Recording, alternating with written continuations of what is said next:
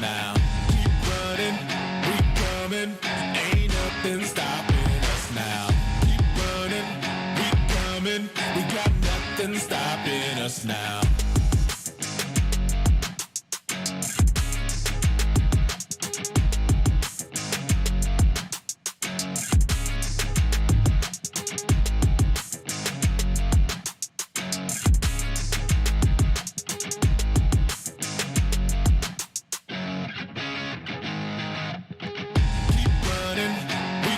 Ain't nothing stopping us now. Keep running, we coming, we got nothing stopping us now. Keep running, we coming, ain't nothing stopping us now. Keep running, we coming, we got nothing stopping us now.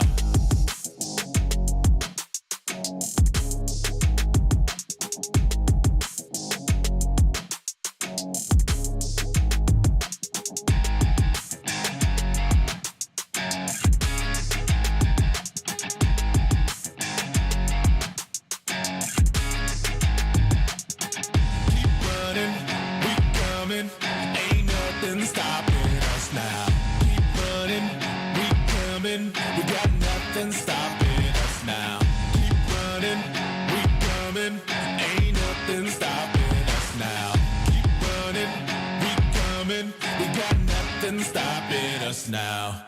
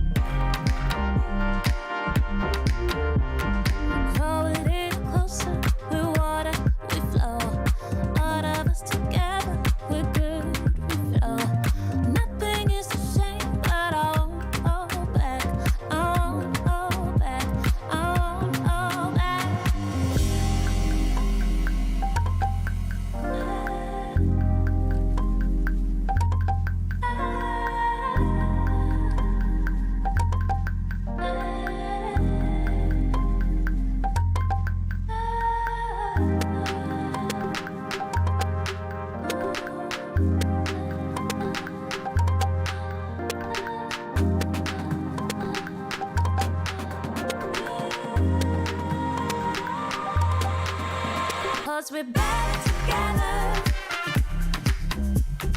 Better as one. Better together. Better as one. Better together. Better as one. Better together. Better as one.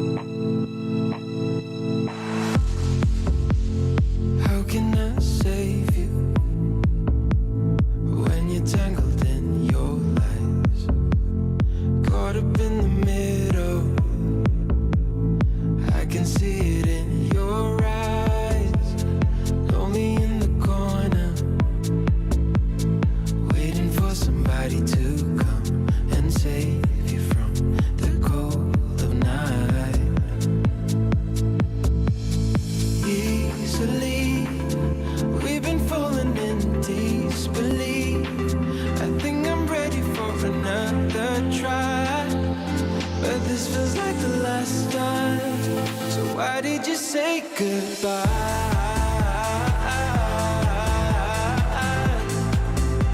It's better to say goodbye.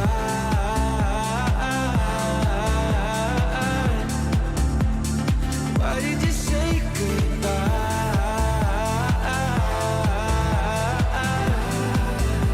It's better to say goodbye.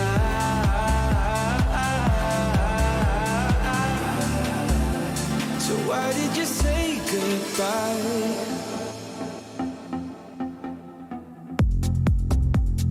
Quiet like the ocean, with the rumble running deep. This is how I see you, when you hide your feels from me. Why you heavy-hearted? Cut the silence, talk to me. Release your mind, get what you need. Easily, we've been falling in disbelief. I think I'm ready for another try, but this feels like the last time. So why did you say goodbye?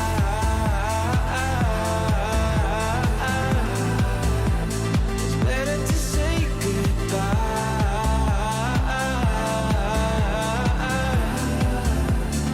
Why did you say goodbye?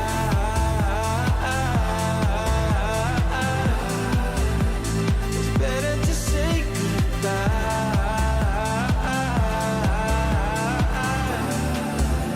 So why did you say goodbye?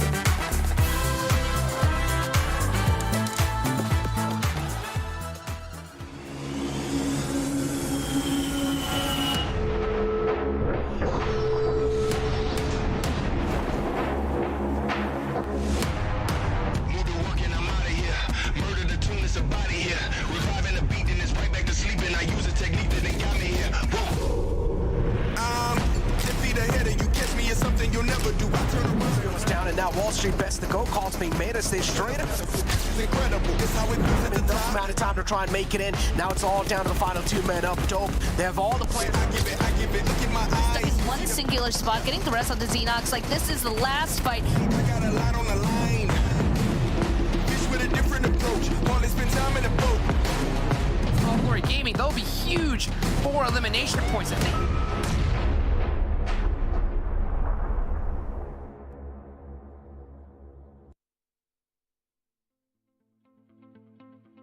Welcome everybody to day 3 of the PMPL NA Fall Split. I'm your host, Hot Jukes. I hope you guys are ready for a great show that we got today. And of course, this show couldn't be done possible without Monster Energy, our official energy drink partner. That's right, you see right down there. Unleash that beast. And if you want to unleash that beast as well, make sure that you use that hashtag PMPLNA when you're going and following and just connecting with us on all the socials. Make sure you follow the Twitter and the NA Twitter. That's right, the Esports NA Twitter. And subscribe to the YouTube. Hit that notification bell. All that good stuff. Well, let's get this show started. Let's get it on the road. Let's get in our beautiful desk here. Let's get in the Seven Worlds Gaming and Sandstorm. What's up, guys? How y'all doing?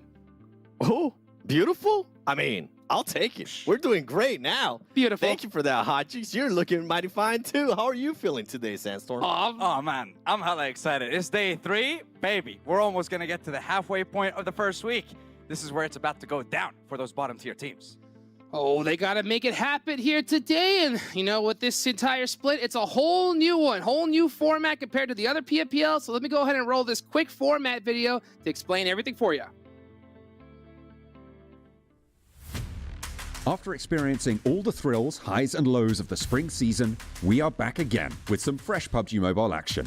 The best of North America will lock horns once again in the PUBG Mobile Pro League Fall 2022 season to determine who can claim the trophy. And to top things off, we have a fresh new format for teams and viewers to experience. The league stage will consist of 3 phases, where every team will play 4 out of 5 matches per day. After 5 days, The top 12 teams of the phase will play an additional match on Livik. This process will repeat for each phase, with scores resetting to 0 and the groups being shuffled. The combined scores of the 3 phases will be used to determine the top 16 teams who will then move on to play the finals. Depending on the team's placements in the 3 phases, teams will also be awarded bonus points. All teams have 4 chances to earn bonus points. 3 times based on their phase rankings and 1 time for their overall league stage ranking. In the finals, teams will start with the bonus points that they accrue over the league stage. This means that teams who do well in the league will get a significant advantage in the finals. The finals will consist of 3 days with 6 matches played out per day. the top 5 teams from the finals will move on to the regional championship. And the top team will be declared the winners of PMPL North America.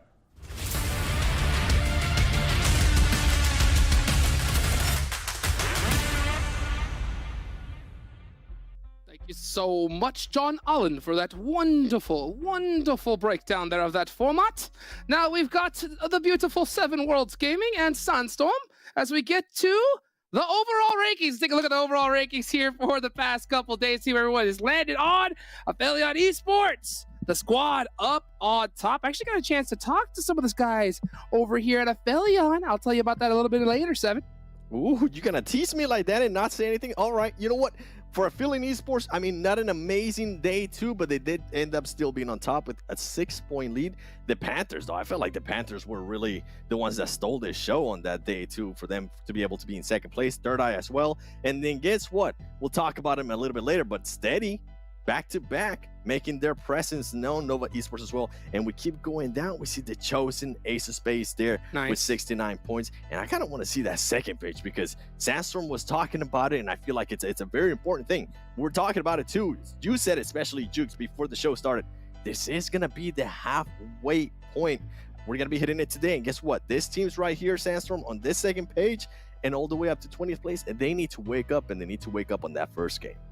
They really, really do. Starting off with WALLSTREETBETS on that 13th spot, like we talked about before at the beginning, and like you guys have seen throughout the format. Top 12 teams at the end of each week will be the ones that will be able to fight it out in Livik for a chance to get those extra bonus points. So we're going to be focusing on these guys: WALLSTREETBETS, Korean Barbecue Lovers, HQA Esports, and of course the hit list. And the lower we go, of course, the harder it's going to get for those teams in order for them to compete with the top 12. Execute, on the other hand, 58 points, very relaxed, but the very terrifying 3rd page, 17th for Angry Amateurs with 33 points. But obviously the biggest surprise so far in PMPL North America is the PITTSBURGH Knights with only 29 points after 8 games. Definitely have to see an improvement from these guys, starting with the first game of today, which is of course going to be on Sandhawk. So maybe we're going to be seeing a standout performance from these guys starting off day 3 of the tournament. Hot Jukes.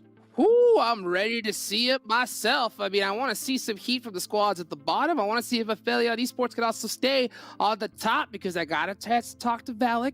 Valak was hyping up his new squad before the tournament even started. And then now after the first couple of days, they're on top. And he was just like, yo, I got this. I'm so excited. But I say, you know what? Keep that same energy. You know, it's only been 2 days. All right, I want to see the same thing towards the end. Valak, Clown, I've got my eyes on you two here. Well, I want to see a good comparison between APHELION Esports and the Panthers, because the Panthers have been hunting them down here, Sandstorm.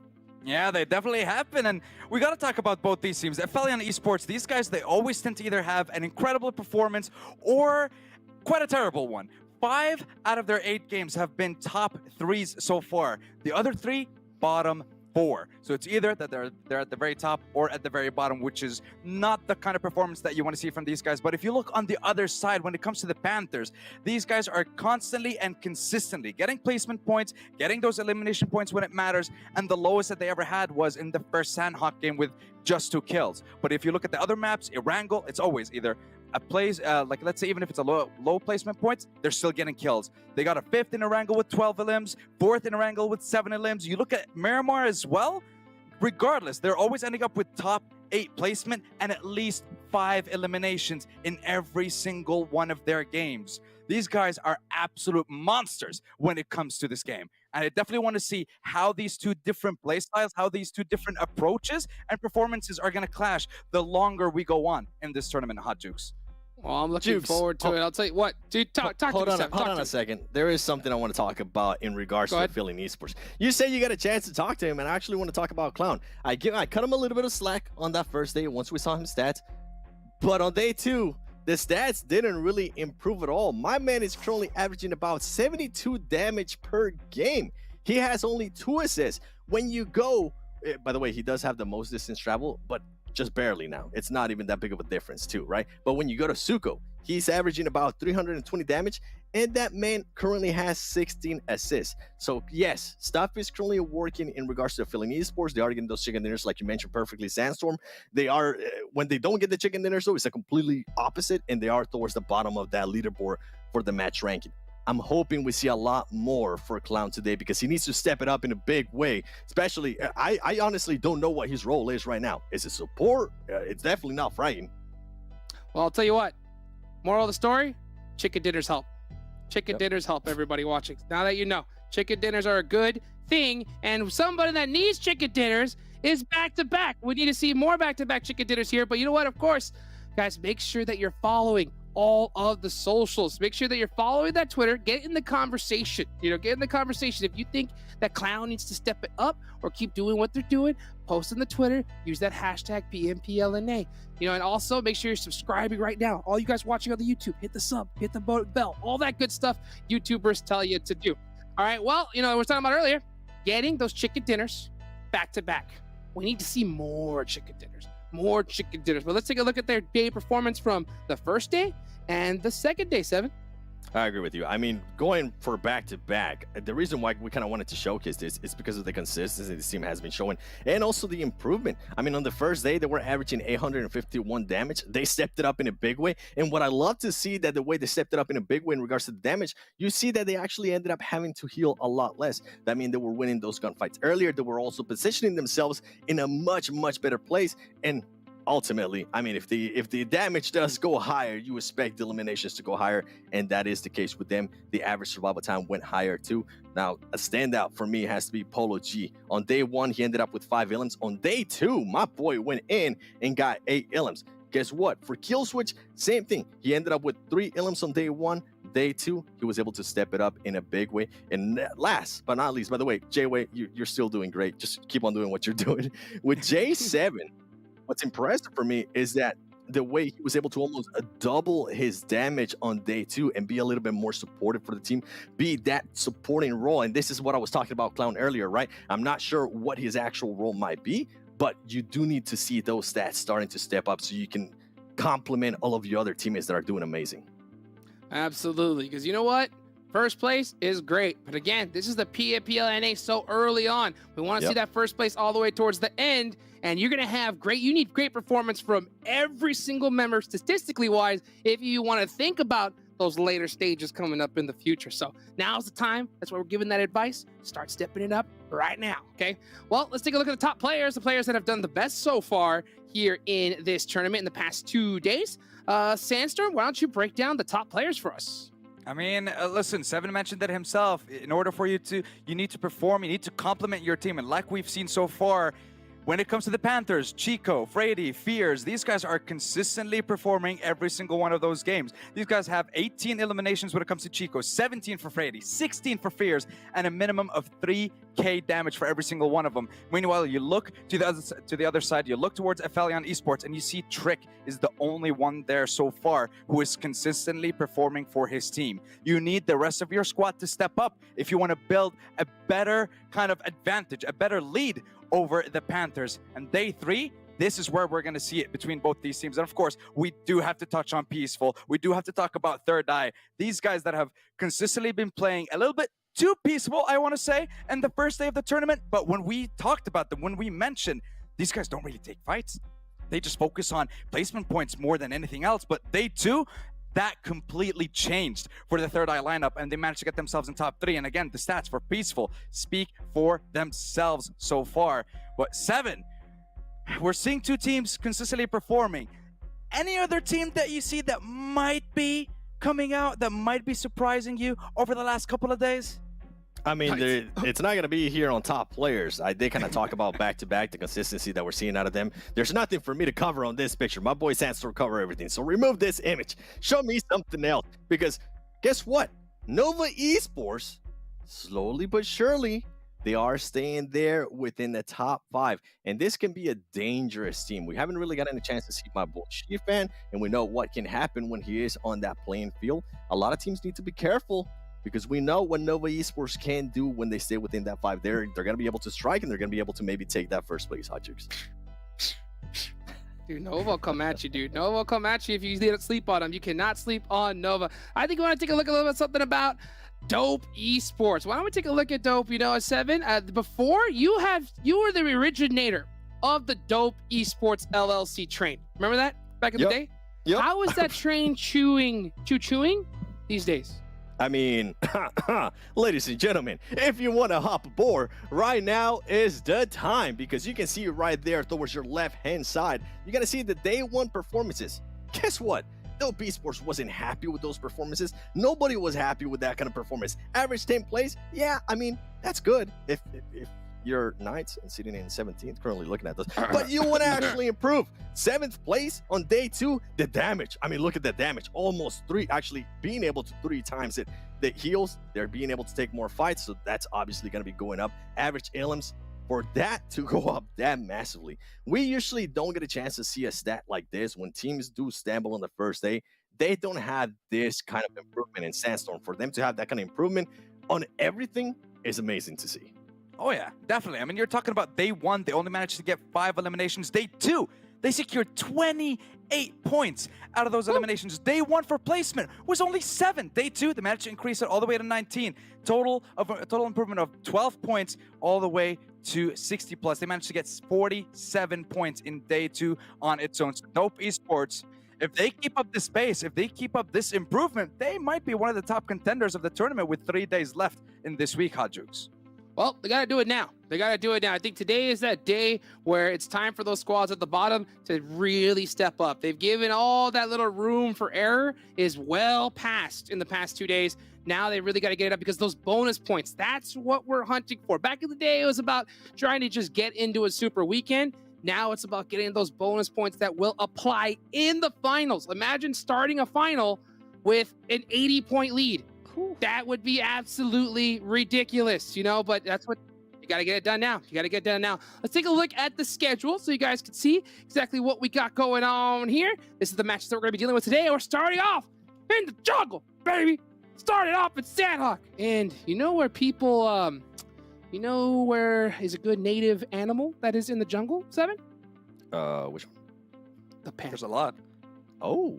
You know there's panthers in the jungle, you know? Oh. Stalking their prey. So I think they're going to come out swimming, swiping, you know, clawing at the rest of their enemies. They need to get them points. They need to get them points. I'm with you. I mean, they have been a really aggressive team. We saw, I think it was one of the casters mentioned how the Panthers are playing kind of like Alpha 7, being really aggressive and full-sended and not being scared of actually taking on a fight, regardless of what point of the match we are on. That's something that I personally love to see, just because I like the aggressive play style. And another thing that I want to mention is 4Bros is not going to be playing this Sandhawk, and they are going to be so happy, because the first Sandhawk that they got a chance to play, Nova absolutely smoked them. The second chance that they got to play on Sandhawk, they landed somewhere where back-to-back was able to take advantage, and ultimately they ended up just mostly 3 players. This is going to be a very interesting match. I think it's going to be setting the pace a lot, and I think we're going to be looking especially towards those top teams and those bottom teams. I mean, nice. It's time to wake up. Come on, Coops. Where you at? Wake up! Wake ye up. Dude, I want to hear that song on replay in the side of Knight's head, and hopefully that we're going to be able to see it here at that first match, because they're playing in the first one, and I know that first match is about locked up, loaded, and ready to go. Thank you so much, 7. Thank you so much, Sandstorm. Everybody watching as well, big thank you. Use that hashtag PMPLNA, and let's throw this to the casters. 7, it's going to be Zute and Span Cargo now these days. Let's go. Thank you, Jukes. I'm super excited for today's matches, plus the weekend. I think this is going to be a turning point. Yes, some teams didn't look too strong in the first 2 days. I gotta say, first 2 days, maybe just jitters. No matter how experienced you are, it always happens, Span. It always does. You're right, especially at the very beginning of an event like this. Usually, you see some people need a little bit to kind of get used to things. And as the desk was already saying, today is going to mark that halfway point of at least this first week of games. It's kind of starting now where these guys are really going to have to start getting on the ball because they need to get those good points at the end of this week. Yeah, definitely. And what better way to start it with Sandhawk for today? Now, the last day we had 3 matches of Miramar, probably one of the more difficult days, but we saw a lot of teams on that second day really start to hit their stride. We saw the consistency come out of teams that we questioned, right? Like APHELION, did they have a lucky day 1? No, they did great day 2. Panthers, absolutely killing it day 1. And we questioned it because last split, they would be either really hot or really cold, and they're sticking to the same playstyle as they did last split, but we saw them do really well 2 days in a row, so they're also hitting their stride, not to mention the Nova team getting up in the leaderboards on the second day. Same with back-to-back. Now only one team is missing. Now that we're coming into today, starting off on Sandhawk, all eyes are kind of on the Knights, in my opinion. Oh, definitely. I mean, I wasn't here the last 2 days of gaming, but I was able to watch. I was able to go ahead and take a look at what the stats are at as of right now and the total points. And I was very surprised, actually. Knights being down in 18th spot, that is not where we're used to seeing them whatsoever. So I'm kind of hoping that Sandhawk, being a usually super aggressive game with the usual super aggressive Knights, maybe they'll be able to bring it back. But of course, we're starting off with a fight between Ooh, uh-oh. And as we can see, Peaceful getting the first knock here. THIRDEYE, unfortunately getting the knock back, and the flush comes through from Oleski. They're going to be able to get that res, and it looks like nobody else around there for THIRDEYE is going to be able to help out their teammate. Camp Bravo is officially dopes. Yeah, that was a interesting split to say the least. And in the kill feed, I do see Execute and back-to-back getting into an engagement. That is interesting. Back-to-back does like a really big split down the middle of the map. And I think Execute just targeted one of their splits. Execute takes the northwestern island, and back-to-back, I think one of their players split a little bit too far into that northwestern island. They pick up a quick elimination point for themselves. So already this Sandhawk starting off a little bit louder than usual, because we saw in the previous days, it was besides a hot drop between Nova and I believe Four Bros, it's usually way slower. But today, I think everyone's feeling a bit more confident, a bit more ready to get things going. Yeah, well, now back-to-back and THIRDEYE, they're going to have to play the rest of this game as a 3-man. And of course, on Sandhawk, every single person on your team definitely matters, especially because a fight can just spring at any moment. So we have to keep an eye on those 2 teams and see how they're going to be able to perform with just 3 left. Back-to-back, slowly creeping up on the Knights. We saw the Knights just in front of them. I mean, of course, too far away to engage just yet, but if they continue on their current path, they're going to be running right into Knights. And honestly, seeing a back-to-back and Knights kind of a fight, that's definitely going to be a throwback to previous events. So I'm kind of excited to see that, especially because, Zute, I love the players from back-to-back, so I need to see them do well. Yeah, and with the new format, right, we question, like, can back-to-back do well in this format? Because they always struggled in the league stage, and then in the finals, they just absolutely pop off. So that was a huge question. Like, now they have to, turn it on from the very beginning to the very end, because those points will impact the bonus points going into the finals. And I think back-to-back, they just really play to the format. It's like, you need us to, start doing well from day 1. Well, we'll bring it. Currently, they're sitting in 4th or 5th overall. And the team that we thought would benefit the most with this new updated format, which was the Knights, we thought they would be the ones to really show up. A quick reminder to everyone, in case you forgot about last split or your memory is a little hazy, the Knights got first every single week. So for 3 weeks, each week, they were in first place overall, meaning they also got the most amount of points in the league. So if this format was in last split, the Knights would have got a bonus 80 points going Wow. into the finals. That's the maximum amount, getting first place every week, and of course the overall 80 points. But now that we do have this format, and we thought the Knights would really show up and have that consistency play out for them to their benefit, it's not looking like that. I know we're only 2 days in, but this week only has 3 days left. So if they want those bonus points, they need to start picking it up right now if they want to get that first place for the week. And I was gonna say, actually, I swear, like, an event like maybe a year ago at this point, I was earlier in my career, I was able to see the Knights, and I didn't know them at that point yet, really. And I kind of questioned their ability because, again, in like the first 2-3 days, maybe even the first week, the Knights actually didn't do that well. And then later on, they ended up picking it back up really quickly, and I ended up getting a lot of hate for it. I'm like, whoa, the Knights are able to spring back. So I feel like I have seen this before, and I learned the hard way from what I was saying, that they didn't do well at first and then they came back. So maybe as of right now, the Knights in that 18th spot, maybe it's just another one of those situations. Maybe they're just not doing well in these 2 days, and then they're going to absolutely pop off, and then you're going to be like, haha, I told you so, Span again. So I'm not going to say that they're not going to do well this time, because I don't want people to judge me if they go on ahead and pop off once again, which I'm kind of expecting. Okay, well, at least for this Sandhog game, the Knights are in a good position on top of that hill, pretty center of circle. If the circle shifts further east, where they have to cross that road, that's always going to be a very, very difficult rotation. So for the Knights' sake, they got to hope that the circle stays on the west side of that road that you're seeing right now. The Panthers, though, also in a really good spot, taking a 2-2 split on both sides of the road. Ooh. So regardless of which way the circle shifts, they should be in a great position. The Knights playing pretty well so far, picking up an elimination point right there and keeping all 4 members up. Looks like Knights are all just going to go on ahead and hit the deck on this one. You're right, they do have a really good spot, but they're going to stay quiet for now as teams slowly rotating in behind them. I'm still waiting for back-to-back to get a little bit closer, but as of right now, nobody should really be making any huge moves to the center of this first circle. Everybody just wants to get in and then wait for Circle 2 to reveal itself. Otherwise, they're going to have to end up running into teams they don't want to. So they're just going to find a comfortable spot and sit and wait, and that's why we're seeing Most Wanted here kind of peeking around, seeing if they could spot anybody, and it looks like the Panthers are right across from them, and we know the desk is especially, well, I should say Hot Jukes is especially watching the Panthers right now, smack in the center. One team that does not care about the circle, though, on this map is definitely just going to give a quick nod to them. The Nova team, expect them to be second place at the end of the day. That's just pretty much how it goes with Nova and Sandhog. I almost wish Nova did get contested every Sandhog match, so at least we get to like see something out of them, because we know they can fight. Like, they do really good at team fights.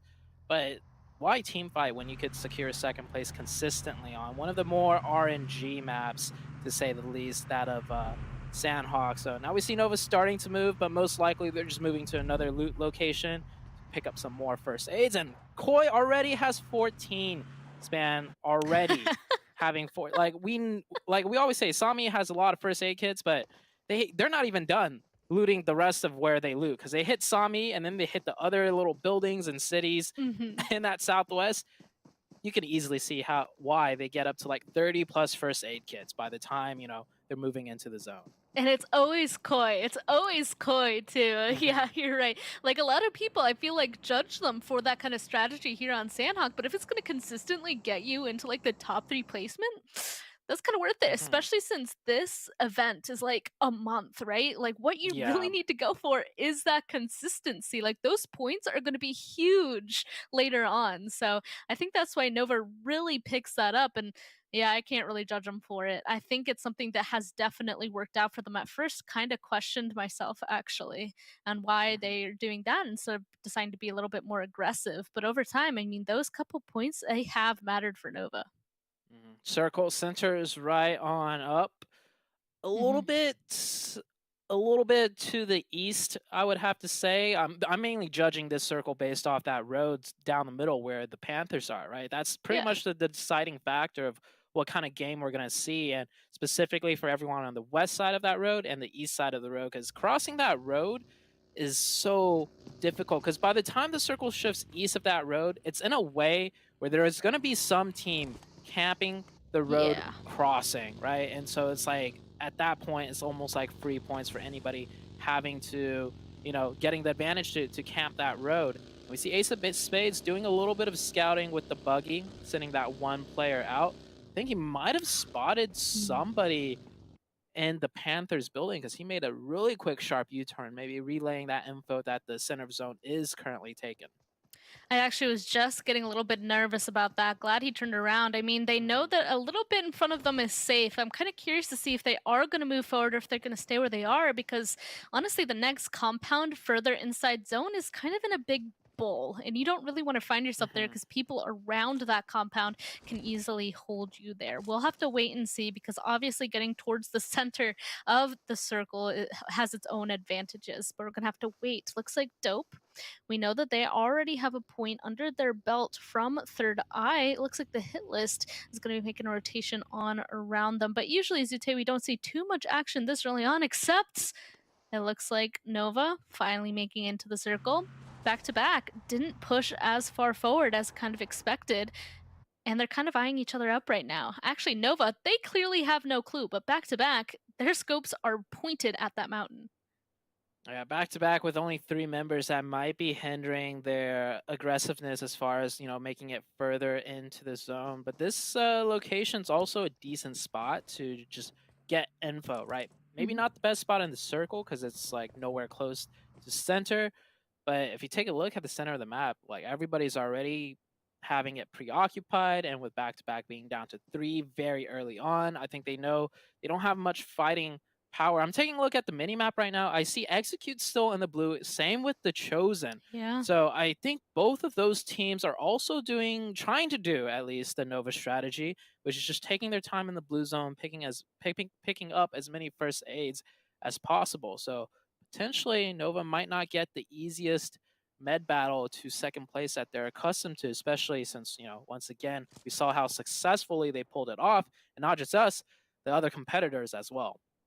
Oh, looks like we're a little bit of damage towards Nova here. Back to back, finally pulling the trigger after watching them for so long. I mean, Yi kind of finding himself in not that great of a location up on that compound. At least he has some hard cover, but oh no, not even. I thought he was actually behind hard cover and he's not. He's gonna go get knocked here. Back to back, if they're going to decide to be aggressive, which honestly, most of their points so far are eliminations, why wouldn't they be aggressive? This could be the start of the fall for Nova, and they have to be careful because you pointed out those 2 teams out in the blue zone. They could start their rotation right behind them.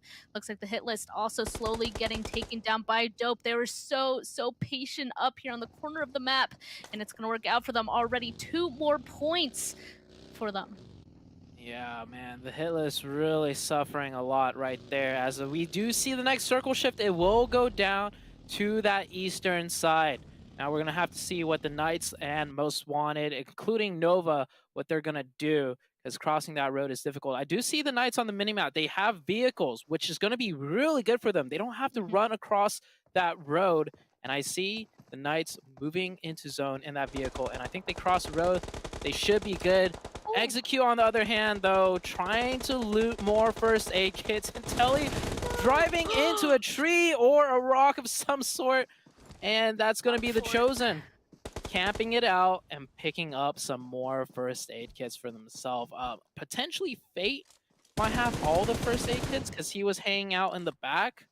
But that's never good to see out of any team, losing like your entire team pretty much with no elimination points at all. And yeah, Fate only has 6 first aid kits, so Execute suffering heavy casualties there. Now he's driving like straight west. It's going to be a while before he gets into zone, but this is the fight that I was waiting for. Looks like back-to-back did in fact decide to be aggressive, pushing up onto Nova's mountain here. Unfortunately, it's going to backfire just a bit. One of them getting knocked. I like to see that Koi actually playing the blue zone right now, expecting back-to-back not to look in this direction. He might be able to get a pretty pivotal knock onto them after they get this res. We'll see though, nades starting to all rain all around them. I mean, there's only a couple rocks they could be behind. J-Way finds himself knocked. Looks like Polo G, I mean, he's the next one that's the closest. He might be able to get a knock back, but honestly, Nova Esports, they're starting to surround them. That means any direction that they peek, Nova is going to get a really good angle on them and do some damage. Killswitch did, in fact, find one of them making that rotation, but it doesn't matter. Even with the knock, unfortunately for back-to-back, this is not going the direction they want, and they're going to be out. They're eliminated first. This is bonus points for Nova. Like, they don't usually care to get elimination points, so this is just extra padding for them because they got even more first aids now. I think Koi had like 20 plus, I believe, already when the camera panned onto him, and now they're just going to pick up a few more. So back-to-back suffering a lot in this first Sandhawk game. I think it is due to the fact that they lost that one person early on. You mentioned it on Sandhawk. You really need those 4 players because there's not too many angles you can play with, right? So you have to require or lean more on just trading and just having the manpower. So that fight not going well for them whatsoever.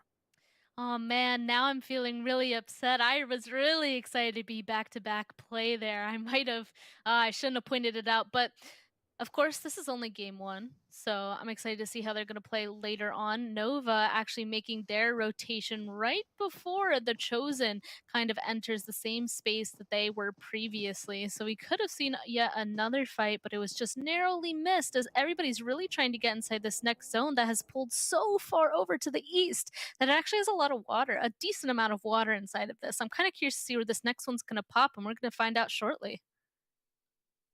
And, ooh, a northern shift, a very hard northern shift. APHELION right on the edge of zone. They got to worry about Star Gaming pushing up close. We do see a lot of teams congested on that northwestern side right now. HQA, Dope. We also have the HITLIST down to their last member. Trick, the star player out of APHELION. No first aids, only 6 bandages, but you see how patiently he is camping in that blue, so that he's definitely a very patient player as well. And he could pop off when he needs to. Dope versus HQA. Molly does not connect, but this grenade, if he cooks it right, should fly right over and get that knock. Oh, but just barely, Zute. Look, he has like 10 HP left. It looks like Lesky gonna try again. Get a nade and he goes off, and unfortunately not able to heal in time. He does finally get down. Dope already had the advantage here, kind of holding the circle, but it looks like Lesky will be picked up because they just want to get a better kind of viewpoint inside of this zone first. It feels like Dope might be playing in a way where they're gonna hope everybody else fights on that northern side of the circle first, and then they'll be able to come back later on, so they don't have to worry about a ton of teams coming from all angles right now. Yeah, speaking about all angles, I'm looking at the little mini map right now, and everyone's converging in on all angles onto the zone. Star Gaming, trying to hide from the buggy, but he just goes right into the cross line of Crystal Pig. Star Gaming suffering a loss right there. HQA still have 3 up, trying to wrap around in some appropriate manner, but no matter how they wrap, they're going to be running into multiple teams with the circle being this small, and the Chosen running into the Angry Amateurs. Oh, okay. Well, it looks like they're going to be able to get a knock. Of course, the trade comes through. It's not looking too good for either side of these teams, but more on the Chosen side. Looks like 2 of them are going to be out, while Angry still has 3 people up. The disengage happens as well. Looks like maybe some damage from elsewhere might have come into play. Not quite sure. They're actually so split, Zute. The Chosen, one of them on the east, one of them on the west of this compound. Looks like it's going to help just a little bit, doing a ton of damage to one of the members of Angry trying to escape. But Fan, I'm a little bit worried. He needs to wait for his teammate. Actually, it doesn't matter. As Skura goes ahead and gets the knock. Yeah, good trade right there.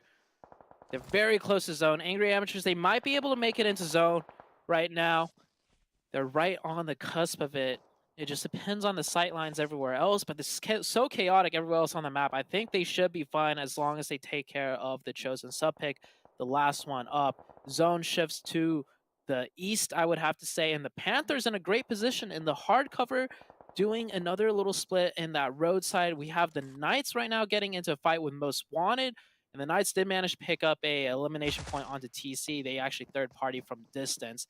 And APHELION, 4 players still up. This APHELION team, once again, starting today looking pretty strong. I'm pretty excited, actually. I mean, just knowing that the top players, as one of them from APHELION, and the next 3 are all from Panthers, maybe we're going to see them in the end, and that'll be a pretty exciting fight. Of course, this circle is not only small, Zute, but this terrain is actually really difficult. It's a big hill that are just out in the open, not that much cover for people to be able to rotate. And that's actually why we ended up seeing a lot of these teams kind of all piled up on top of each other and only a couple of positions on this map. Of course, people are still trying to make the rotations happen. At this point, I don't even know if we'll be able to determine if it's one fight with 2 teams. At this point, especially on the north, it's just multiple teams all fighting each other at the same time. Yeah, it's so chaotic right now. The Knights, though, do have 5 elimination points and 4 players all up. And judging by the looks of it, they are playing on point now, finally. And they'll be able to get a spot in the zone. I don't know how much cover they have, but they do have that side of the circle for themselves. APHELION Esports, you know, still trying to deal with the northern side. We saw so many teams in the north, and oh, there it goes down Angry Amateurs. APHELION down to 3. Zuki, I don't think he'll be picked up. Meanwhile, on the eastern side of things, we have Dope versus THIRDEYE. THIRDEYE, another very big, consistent team that we should keep an eye out for. But I think Dope might end up getting the better of this. It's a 2v1 situation. I don't think they know Moose is here. Well, THIRDEYE definitely wants the revenge here. Oh, because Dope was the one that got the first elimination of the THIRDEYE at the beginning of the game, and it looks like Moose is going to be able to get down and almost confirm one of the members of Dope there. It's all just down to Moose prepping that nade. This might be perfect. He knows exactly where they are. I think that might have just gone too far away, especially as he pushes. It doesn't matter. Moose with the push from the other side. That was huge for THIRDEYE, and the res will come through. He's a little bit far from the zone, though. I think it's just going to be him trying to cross out in the open. Okay, THIRDEYE. I like that play. I think that was the first time we saw them do like a clutch play, so this THIRDEYE team definitely has what it takes. Meanwhile, the Knights, 2 members knocked, but if they could get the revives, it'll be huge. But I do see the Panthers. They're pushing up. They're pushing very aggressive onto this hillside. This is not good for the Knights. If it was any other team, I don't think anybody else would push up this aggressively towards the Knights team, but this is the Panthers we're talking about. Can they hold this off? They do have Xenox still up. They have Tensa. They might get the revive onto Coops. Fears creeping up very slowly. Moso potentially getting revived on the side of the Panthers, and Zone is still just closing in, and the Panthers getting third party from long range. Tensa getting shot, and I think that is the Knights getting eliminated. There's just too many angles for them to worry about, and it's actually APHELION once again, looking so dominant.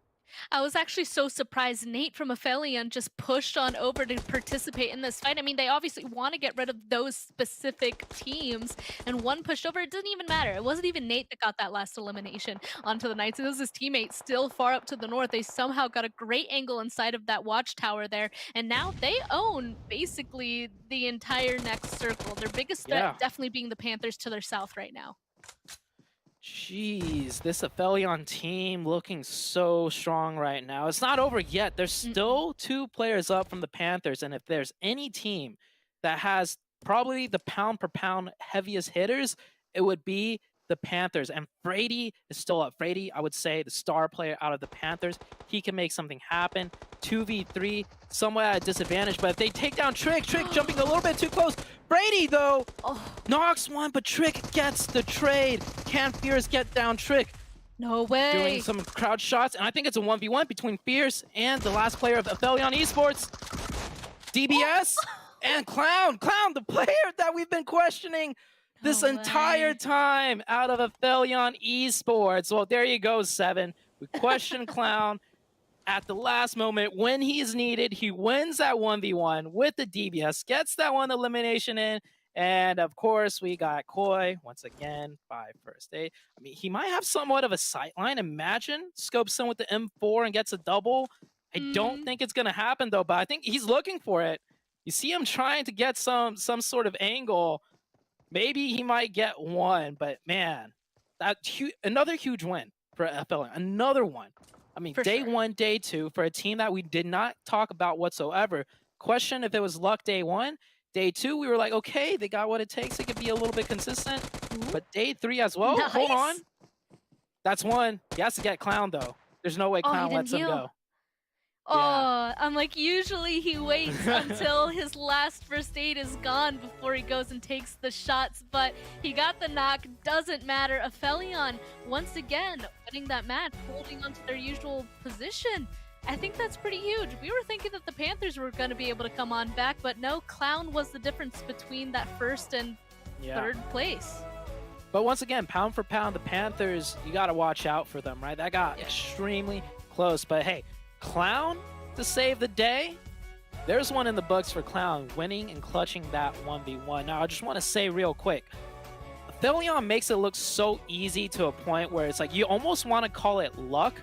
But if you rewind a few circles back, we did see how many teams were stuck with them on that northern edge side and how many teams, just stragglers coming in from the blue. And that's actually one of the most dangerous situations in Sandhawk because you got to go into zone. But you got all these solos behind you just waiting to play spoiler, and we've seen so many teams just get cut down and just get completely eliminated because of that. But APHELION, they somehow managed to weather that storm, and that was a very well-deserved win. And we'll be right back after some highlights, and the desk will break everything down for you guys.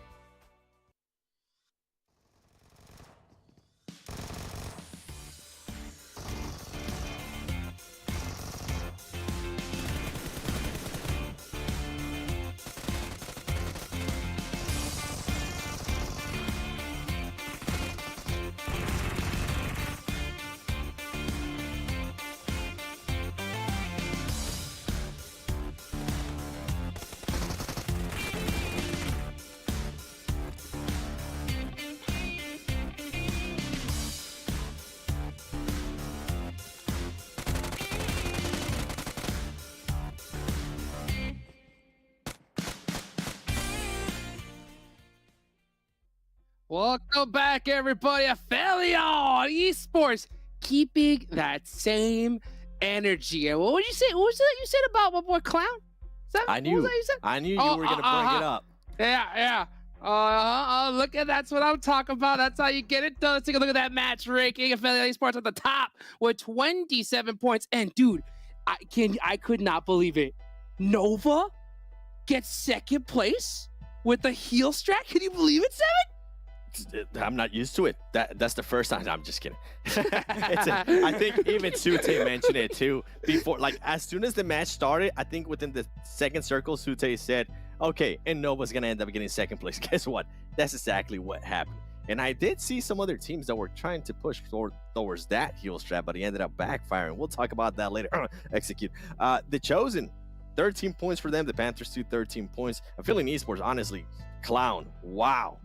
What a clutch, my man. What a clutch. And guess what? Out of all these teams, another surprise for me is PITTSBURGH Knights. They were able to kind of wake up a little bit there. Not the placement points that you won, but we did end up seeing them play a little bit more passive, wait for the right time, and then become aggressive and start getting those elims. So great stuff out of Knights there. But I think once we go to the second page, it's going to be interesting, as well as we're going to be seeing some of the other teams, as I was mentioning, execute back-to-back too, not starting off in a hot way. I mean, Sandstorm back-to-back with 0 points. Yeah, not the start that you want to see for them, but we started the stream, we started talking about how we need to focus on the top 12 teams, and we mentioned team names like Star Gaming, HQA, Angry Amateurs, even Most Wanted. And again, these teams not starting off on the right foot in the first game of this day, and game in, game out, it's just going to get so much more difficult for these guys to start to contest and start to contend for those top 12 spots just to get themselves an extra chance to get those bonus points. But my, oh my, what a start for these boys in the first game of the day, Hot Jukes. Oh, it was a great start indeed. Yeah, and for those teams at the bottom, Sandhawk's a tough one to bounce back, and that's kind of sucks. Is what happens is whenever you have a bad first 2 days, you got to pop off every single match, and when you got a Sandhawk off the rip, that's going to hurt you big time. And that's one of their, 4 matches that they're going to be playing today. I think it's time to take a look at the top damage that we have here coming up. See exactly who's at the top. I know that you had some ideas, Sandstorm. What do you think it is? I mean, it's got to be APHELION, no? Yeah, there it is. They're coming out swinging in the first game of today. 1,800 damage with 12 eliminations as well. But Dope Esports, again, we talked about them before, and they're still keeping up on that momentum that they've built throughout the second day. And finally, we're seeing a breath of life coming out from the side of PITTSBURGH Knights as well, getting those 7 eliminations, 1,400 damage, finally seeing them show up on the top damage dealers, rather, throughout the day. But again, this is only one game, okay? This is the best performing map when it comes to the PITTSBURGH Knights. Now we have 2 more Erangels, we have 2 more Miramars, so now these guys need to keep up the pressure, need to keep up that performance throughout the rest of the day, Hot Jukes.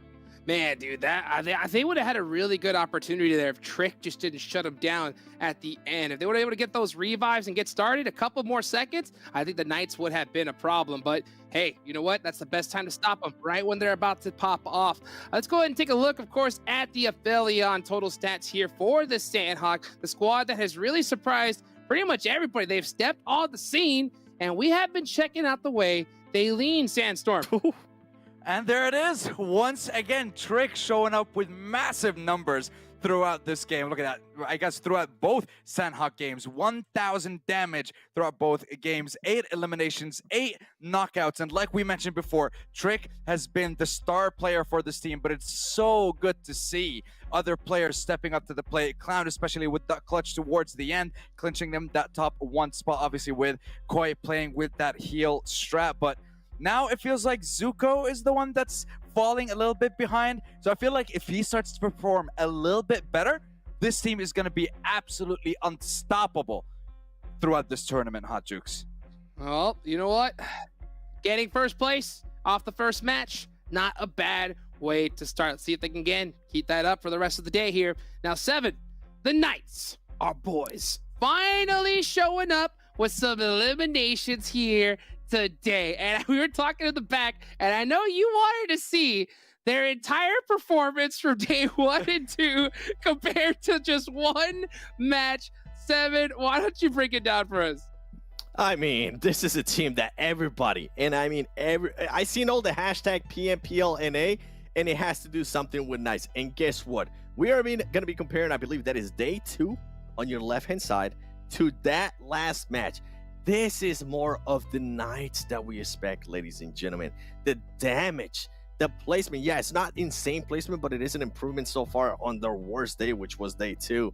The heals having to go up a little bit more since they are getting engaging a little bit more into more fights. The elims being able to get 7 instead of 1.75. This is what we always talk about the Knights, that fragging power that they have with everybody. And I mean, with the addition of Spec, I think we expected to continue that fragging power, and guess what? That's more like the Knights. Now, is this going to be the revival? I'm not sure. We're going to have to wait and see a couple more matches to see if Knights are going to continue on the performance. But I will say, and I mentioned it earlier too, and I mentioned it to the casters during the match, I noticed that Knights was playing a lot more passive. At one point, instead of them being up and checking angles like how they usually do, they were being super passive, laying down, waiting to see what was going to happen. I'm not used to seeing Knights play like that. But hey, if that's going to be the new playing style for them, if that's going to work for you, keep it going. Hey, keep it going indeed. You know, I think it's good to finally see the Knights show some sign of life. I think that's the only squad where we could say, hey, it's the Knights, right? Their reputation does precede them, but after what we've seen the first 2 days has been scaring us quite a bit. Now, one team, one player in particular that has one heck of a reputation, it's Koi, right? And what is his reputation for on Sandhawk? Is it for massive eliminations? Is it massive damage? It's them heals, baby. Oh, but look, a little bit more damage than last time. 3 knockouts, 1 assist. Hey, stepping it up with that second place. Here we go. Here we go, Koi. Not bad. He didn't beat his record. I think yesterday he ended up getting 2,300 damage. He might have been able to beat it if he did that last make it and then actually took on the fight with the APHELION Esports players there at the end. But I mean, honestly, this is just Nova things, right? They're going to end up killing. This is what they do. Let me tell you what, I wish he would have got 1 headshot, because then it would have looked like he made like a clothes hanger. You know what I'm saying? Right? Unfortunately. Imagine. Yeah, not able to get that done there. So, you know, that's not going to be able to hang on any kind of pole there, but hopefully we can start seeing them raise up on that pole scoreboard, you know, like that little transition. That was a good one right there. Guys, that is how we like to see it done. You know, Nova getting some good consistency. But we got a nice, apparently I'm hearing a nice funny video from last season. So why don't we go ahead and take a look at that? Oh.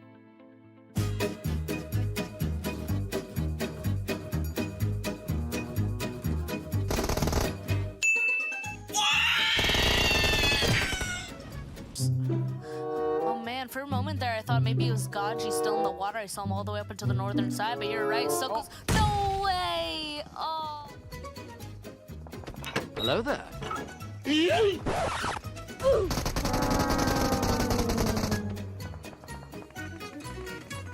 I don't know. I like that dance move. That dance, I don't like that. That dance move. Why? Here we go!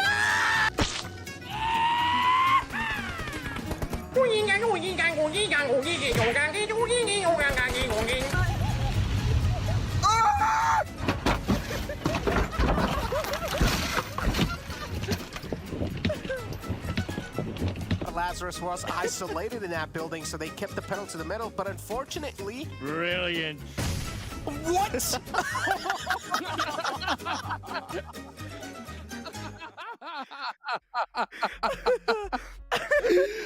Oh, they were just a little too long there, bro. So ain't no one gonna take anybody out but me, bro. I love to see that right there. Seven, what do you think about that one, huh?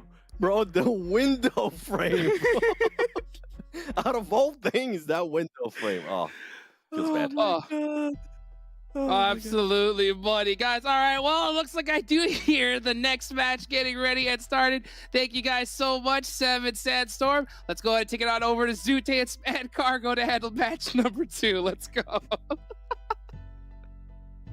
Oh man, the funny moments, like, yeah, this is a competitive game with a lot of stress, with a lot on the line, but yeah, PUBG Mobile, some funny stuff happens, and at the expense of the players too. So for the viewers, we could all get a good kick and a good laugh out of it, Spam.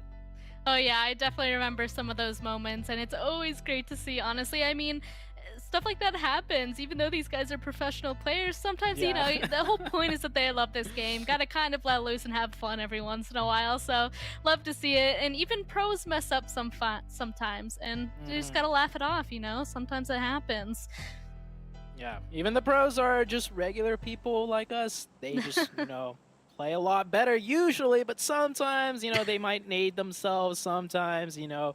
I know that buggy clip, I've had that happen a few times, you know. Sometimes you just take a little sharp turn, it glides a little bit, and then you're rolling and tumbling. But we're on to Erangel. I think that last Sandhawk game, man, I really love the way everything played out, to be honest. Like, the consistent teams, once again, showing they're consistent, right? The APHELION, the Panthers towards the end. We got to see the Knights finally step up. We see all Nova being consistent as usual. The only team that kind of dropped the ball a little bit is back-to-back. But of course, you know, they're doing pretty good. 6th place overall. Sandhawk, you know, one of the more RNG maps to you know, put it a little bit bluntly. So having a bad game on Sandhawk, not too terrible. But now that we're going to Erangel, everything should be pretty much familiar for all of these teams. Everyone has a fair shot at getting, you know, a top placement. And most eliminations, Trick, at 29. The second most is only 18. Oh, it hurts. It hurts. And not just that, but look at how much more damage he has. Only like 800 more. That just means Trick has been so efficient at stealing eliminations, not just getting his own, but knowing where to look to pick up those eliminations. 31 knockouts for Trick. So I said this on day number 1. I mean, no disrespect, right? I question, like, is the Knights team playing under as APHELION? Because APHELION was doing so good. We were like, this is like a Knights performance. Now, once again, Coops was always the MVP star we were looking at out of NA. I mean, Coops might have to, you know, take a step back. With Trick already pulling this far ahead and looking this confident this well, I don't know where this player came from, but man, he is crushing it right now.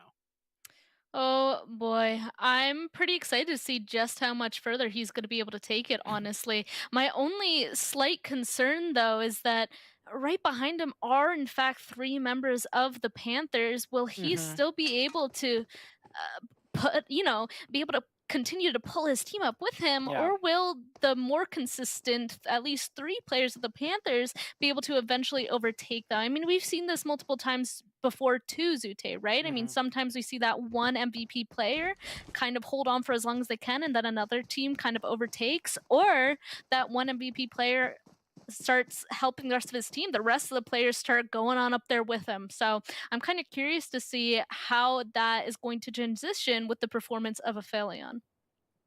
I gotta agree with you there, but to counter that point real quick, maybe that's what it takes.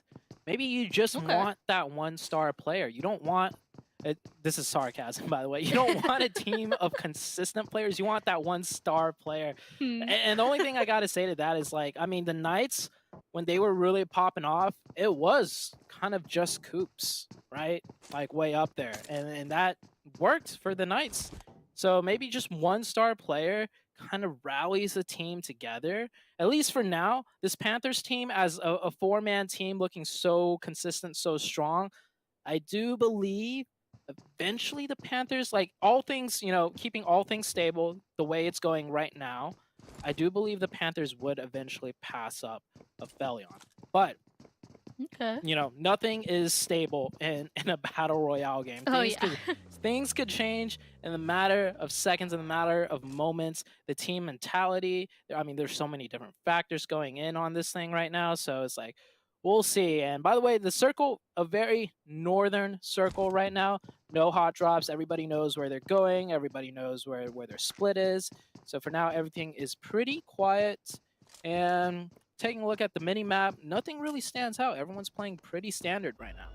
Yeah, and actually, to kind of momentarily bring it back to our previous conversation with Coops kind of being that star player of the Pittsburgh Knights, I feel like over time we did see players like Tenza, Spec really going ahead and show that they're definitely have their place on their team, kind of being a little bit specialized differently from Coops. So that's why I feel like it could happen for APHELION. I'm honestly more interested to see what's gonna happen, who's gonna be able to come on up right besides a Trick, right? So kind of more of a curious thing that we're gonna keep an eye on throughout this entire event. And this first zone, super far up to the north, you're right, it's just gonna be a little bit of a slow moment for right now, because after everybody goes through their looting phase, it's gonna be a lot of rotating. Maybe we'll see some fights here and there as people start making the rotations by each other, but honestly, I feel like at this level, people are pretty good at staying away from each other. They don't want to take fights inside those vehicles.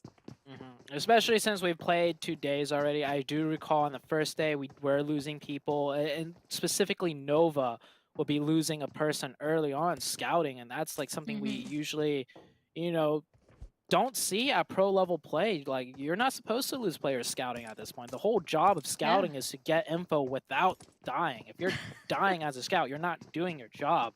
But after the first 2 days, it looks like, you know, especially Nova, they're not losing a player early as often anymore. Same goes for, you know, most of these other teams. So I think everyone's finally getting into the groove of things. And after today and tomorrow, we still got one more day. I think the leaderboards is going to start slowly playing out like the way we expected. Like, you know, seeing the Knights up there back to back. Nova still being consistent and everything, and it's always great to see these kind of teams that, you know, we didn't really think we would have to focus on also having a say in the narrative. You know, APHELION Esports, the Panthers, you know, finally getting their play style locked in and looking good. Same play style as last split, but now with the addition of Chico and Fierce, looking like a much stronger team.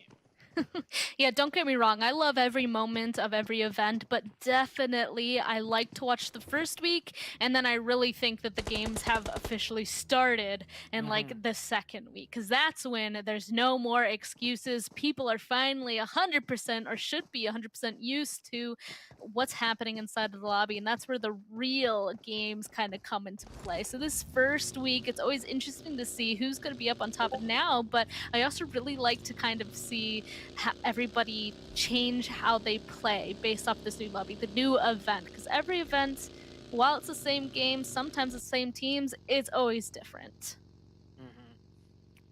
A lot of players rotating in right now. Nobody really going down, maybe a few shots here and there. This might be the first engagement, but I think Sam is just going to keep driving. no need to contest for this spot right now. You know, first zone, still a lot of spaces left to play, no. but it looks like they are going to stop here. And the shots might have given it away. It seemed like, you know, back-to-back was trying to scare them off with those, you know, quick little burst shots, and Korean barbecue lovers might have sniffed it out. You gotta know, though, there's only 2 back-to-back members, and they might get flanked here, and they do see other cars coming in. This is gonna be a full-out engagement between these 2 teams. Sam driving right into the face of J-Way. Not sure what he was trying to do there, and Sam goes down, and that should be the disengage. Yep, Korean barbecue lovers having a really, really tough time. This team we didn't really mention too much, but this is a veteran team. This is Acer and Sam L all the way since like season 1. We have Joey on the team, who's, you know, not as, you know, he didn't start from season 1, but he's been playing for quite a few splits, and also a player that's put in a lot of time in the game, an ex-Lazarus player. So this Korean barbecue lovers, I would kind of put them along the same pedigree as Execute, right? Very veteran team, but still not able to find a real footing anywhere. Yeah, that was a little bit of an interesting decision there from Joey, I'll have to say. They probably saw the vehicle coming forward, and he was like, before he gets here and really holds us off on that angle, I'm just going to go ahead and push and hopefully win that fight. Unfortunately, it did not turn out that way. And now, as we can see, the majority of people getting inside of this circle, it's going to be interesting where this next zone's going to pop Zute, because depending on where it does, that river, the terrain in general, up here, in particular on Erangel, could cause a lot of issues for some teams. So waiting for this to pop, we're going to see if there causes any issues for specific teams, and I think there might be a little bit. Some teams are going to have a hard time getting that far up north, especially with a couple of bottlenecks for people to get through. I absolutely love this circle. I miss it. You don't see this circle too often, but it always makes for great action. If it goes towards Stolber, even better, but I think it's going to end around that Severny area, right? That giant hilltop with that warehouse that currently Ace of Spades is occupying. And then you got a few dips even more north of that. It drops down really steep towards the south side with the road with a few shacks. I mean, this area of the zone always makes for dynamic action. And you can see right now, everybody in their cars, they realize the entire playing field has pretty much kind of changed with that second circle shift. And they really need to prioritize a position now. I really love seeing how all these players go and play all these small dips and hills and really utilize the terrain to their advantage. It does look like some people are going to be taking shots at each other on these rotations, which is what we were expecting. WALLSTREETBETS losing down Skipper. He gets knocked and almost gets a knockback onto 4Bros, but he prones just in time. Of course, now WALLSTREETBETS, they're going to focus on getting that res and getting out of there, because 4Bros, they are not picking up the pressure. They're putting more down. The smokes are out, but of course, Master OP, he's just going to keep on spraying bullets, hoping to get yet another knock or maybe a re-knock. They got to get their teammates out of those harsh positions, though, kind of back up, because at this point, that engagement pretty much over. Yeah, I really like that exchange between those two teams. We saw shots back and forth, good cover fire from both teams, and immediately setting up the angles, throwing down the smokes to get the recovery, putting out pressure fire to make sure, you know, they don't get surrounded. Very good exchange for both of these teams, but they still got a long ways to go as we're only in Circle 2. Now I'm looking at the minimap. Back-to-back in the Panthers, both teams on the far northeastern side coming in. That could mean a potential engagement, because as we know with the Panthers, they love taking fights on their way into zone. They will take any 4v4 any time of the day. That is why they do have the most amount of eliminations out of any of the teams. And here we see Chico taking some shots and Fierce and Moso just chasing Polo down. And I'm a little bit worried about this, Dute, actually, because there's really only 2 people of back-to-back up here. No way! Actually, J-Way goes on ahead and gets the first knock on Fears. The rest of back-to-back, they're super far away. They're actually behind the rest of the Panthers. So they're honestly going to need to get this elimination confirmed and then hopefully get out of there, because the rest of the Panthers are now here and their 2 other teammates are still making their rotation. J-Way almost gets knocked, but luckily he's able to prone on out. Moso up on top of this hill. This is really bad. Really bad for back-to-back. They need to kind of turn this around as fast as possible. I mean, this is looking good for back-to-back in my opinion. The Panthers are completely surrounded, definitely biting a bit more off than they could chew. A very good teamwork attempt effort out of back-to-back, covering the Polo. You know, Polo drave that throw, Fierce right into a trap, and Polo with the shots, not letting any of the Panthers escape. I was saying the Panthers will take any 4v4 any time of the day, but back-to-back showing them how it's done, and a really good defense out of that team. It's just all down to Moso, and I don't think he's going to be able to make it out of there. Might maybe knock one, maybe two, but with back-to-back being such a good team, I don't think they're going to give away any free points here. Yeah, they better not. Honestly, I was just really nervous because the Panthers really pulled up on only 2 members of back-to-back. And if they had gotten that first knock, I feel like they would have at least wiped half of back-to-back immediately. But since the 2 members of back-to-back did not let that happen, they got the obvious advantage there. So it's so good. Moso, though, taking a lot of damage. The Panthers are just trying to hold on. But back-to-back were able to sniff him out, get that last elimination. That's our first team out. And now they don't have that much time to loot, honestly, Zute. They have to get inside this next zone because it has moved. It has moved to the west and is already full of basically the rest of this lobby. Yeah, I think that's a really good fight for back-to-back. Like, yes, of course, they got 4 points. That's always good. But the fact they took out the Panthers after getting 0 points on the first game, that should be a huge confidence boost to them because everyone regards the Panthers as one of the strongest fighting teams with the most amount of eliminations, right? You just took that team down without losing a single player in a very fast skirmish, which is where I think that the Panthers really, succeed at. I mean, that must be a huge confidence booster. Meanwhile, HQA fighting the HITLIST and Severny. HQA already got the opening and starting to press in further. Ooh, this is a little bit of a scary situation. I mean, the HITLIST, they got themselves out of the church, which is going to be good for them. They needed to disengage out of that, kind of scatter themselves inside of more buildings, because that means HQA, they won't be able to push as confidently knowing that they're just inside of that church. I don't think that they're going to be able to get that res onto their 4th member, though, unless one of them decides to take the risk and kind of run up to that wall. Looks like he actually might just be able to make it inside of that half wall there, where Arsh would be able to get that res, but HQA, I think they just decided that they're going to live together for now. They don't want to put all of their eggs in one basket because the zone's still pretty big, still 15 teams alive. So they're just going to be kind of annoying each other from now on. Yeah, HQA has a great position that they don't want to, give up with the potential of a team crashing in. Meanwhile, back-to-back, still having to move into zone. Like you said, that did take a lot of time. Now they're suffering because of it. That's 3 players down. Great shot by Opa. Just straight out the car and ball. Kill switch, last one up. Will run into the loving arms of Jat G. And that is back-to-back eliminated. May have got that confidence booster, but they definitely did not get a free spot in the zone. Back-to-back taken out. The second team to get eliminated. At least they picked up some elimination points this time around. Better than the first game. But we still have 14 teams left, and there's still a lot of fight left to go. Sorry, I'm still laughing at the loving arms part. The loving arms of Jackie as he just ruthlessly shoots him down and gets that elimination. Of course, they're just off center. Oh, the hardship gonna kind of come through. I mean, this is a good shift, I will say, because it gets away from that water. More land equals more people being able to have spots to be in. But again, this terrain is not good, not nice, I'll say, to these teams. Again, a bunch of out in the open hills, not too many places to 100% be safe. And I think that's why we're seeing Execute just decide to send it on into Severny. They're on the western side here, not too far in, taking over that big warehouse. But now HQA, they have a neighbor and they're not going to like it. 4Bros actually holding on to the other side. Actually, is it only Lori left as a solo kind of holding it down for 4Bros? Smack in the center of the circle.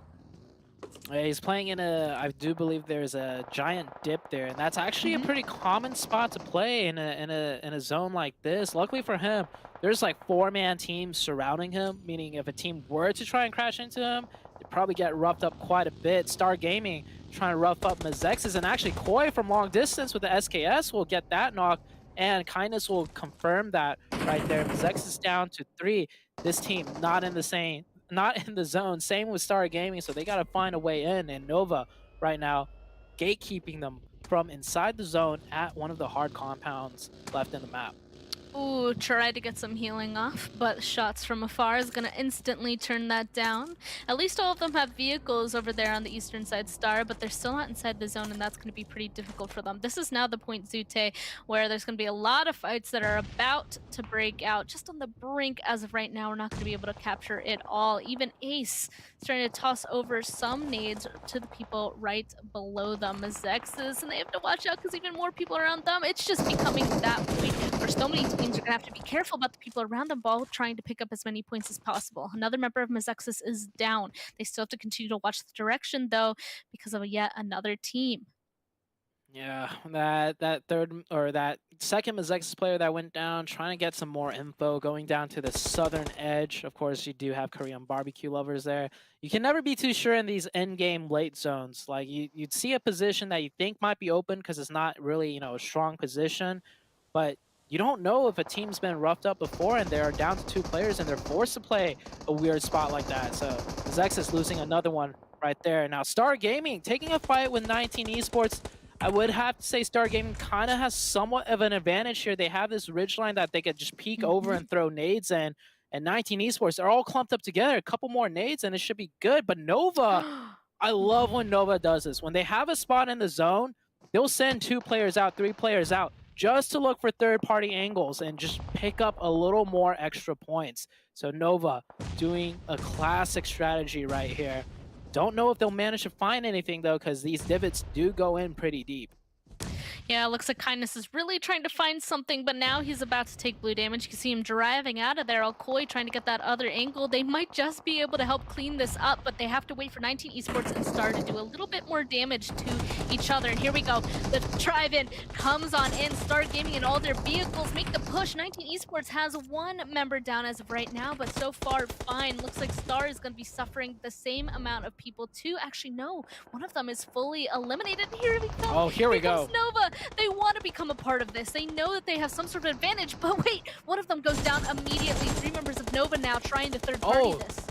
No That's way. 2 members. That's 2 members of Nova down. They should be able to reset this, but they're getting shot in the back as well.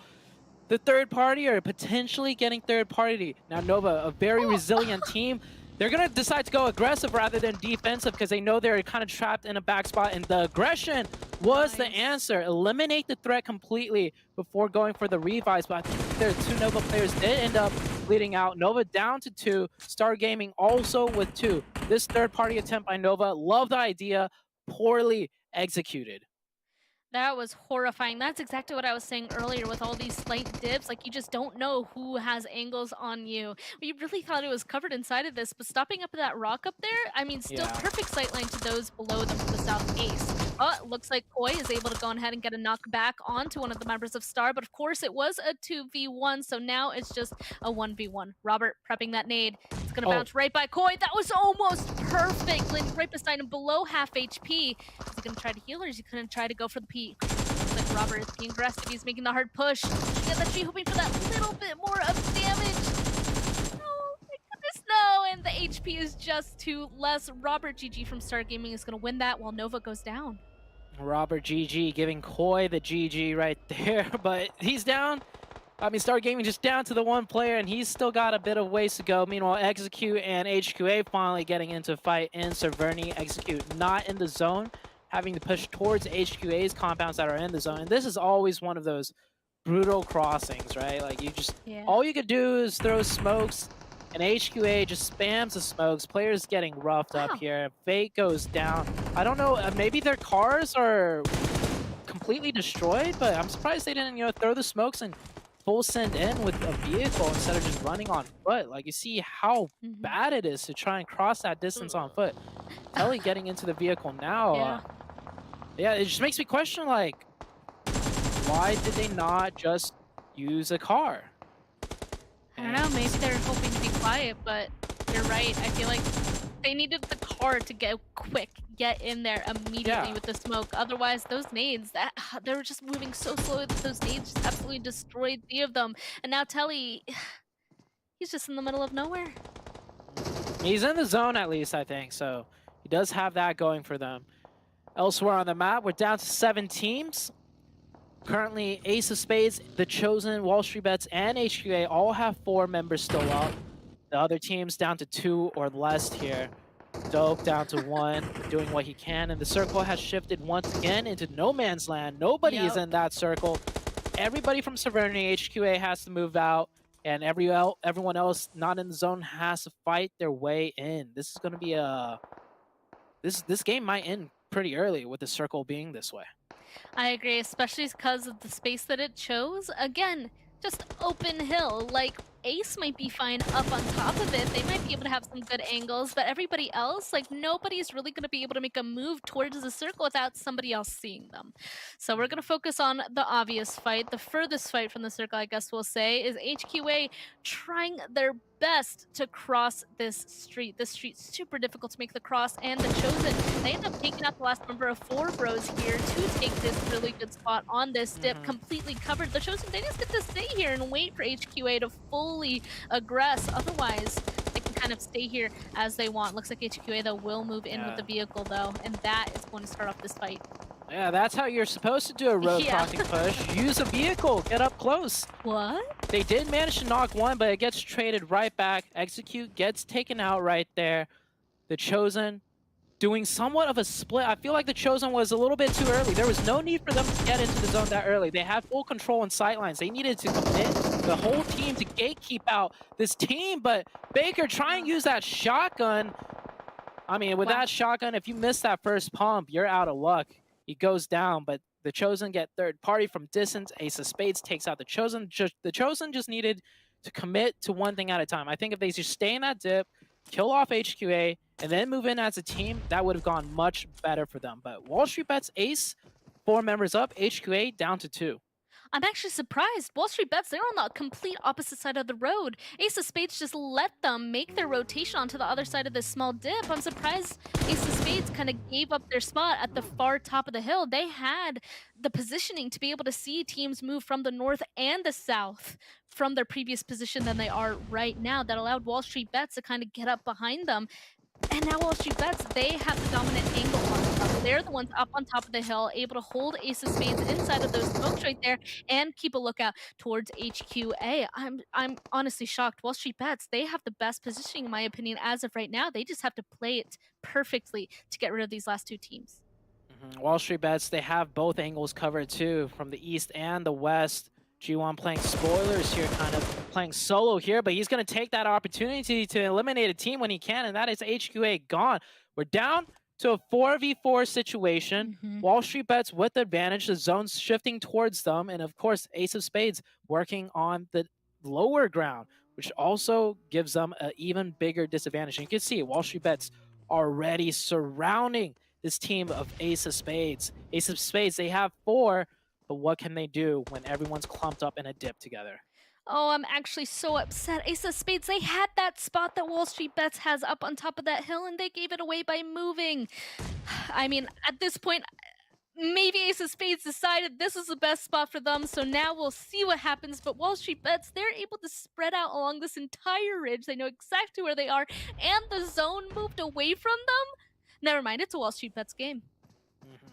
There's like maybe a 1% chance Ace of Spades could pull out something here. I like this play. Yeah, they gotta kind of snake up close to surprise at least one member, because if they all pop out and move aggressively, I mean that's 4 angles that Wall Street Bets just needs to shoot down in on. And Ace of Spades will get completely torn apart. They might have a vehicle to work with, but in this situation, I don't know, man. In this situation, I think Ace of Spades, they're pretty much done for. I mean, I agree, but we'll see. We have seen games before where teams like Ace of Spades were able to get really good knocks onto the opposing team. So if they're able to identify where some of the members of Wall Street Bets are, they might be able to take them down one by one, but not 24K starting off with a perfectly placed nade. Gonna get a knock onto one of them almost immediately, and they don't want to wait anymore. 24K is just gonna drive on in, identify the rest of them, and the shooting begins. That was a really quick ending. Wall Street Bets honestly did not have to be that aggressive, but they knew that they had the advantage in that situation. I love to see that confidence for that chicken dinner.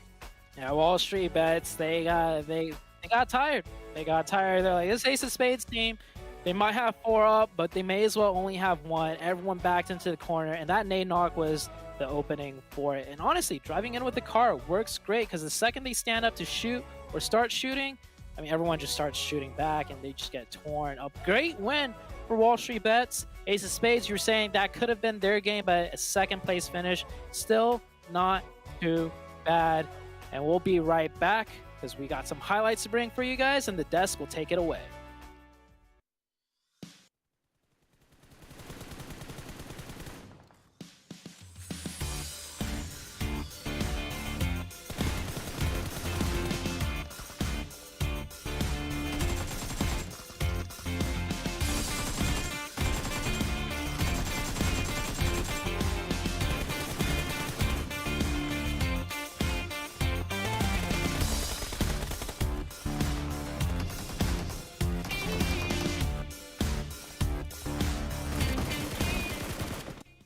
Here we go, Wall Street Bets there. Get a nice finish, nice performance. That's what we like to see. See some of the squads that we talked about they're at the bottom. Finally getting some good performances here. Let's take a look at the match ranking here. Sandstorm, okay? I knew you were talking about those squads at the bottom earlier. Which one of those names are you really hyped about? I mean, HQA, Wall Street Bets, all these guys managed to show up throughout this game. And considering their performance this game compared to the rest of the days, compared to the rest of the games, this has been the best performance for HQA, the best performance, I'd still say, maybe for even the squad of the hit list. But Wall Street Bets getting themselves their second winner chicken dinner of the tournament so far. 13 eliminations as well. Not too shabby for them to come back, but now you got to keep up that performance. You got to keep up that consistency. Ace of Spades, good for them. We've seen them perform very well on Miramar as well, but now they're showing up on Erangel. So very good, 17 points for their side as well. Chosen, we always said you can't really knock them out. You can never count them out. And now they're showing up once again, getting themselves a decent amount of points throughout this game. Execute. Didn't really choke this time when it came to fights. They didn't really go for them that many times. Early on, they lost a couple of members, but good for them to be able to secure 6 placement points by the end of that one.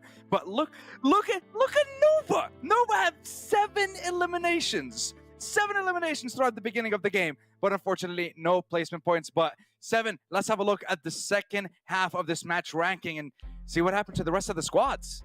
Yeah, I'm so glad you mentioned Nova, by the way. Even though it was 7 elim, none of those placement points. Today, they are staying consistent in regards to points, and that's what you want to see.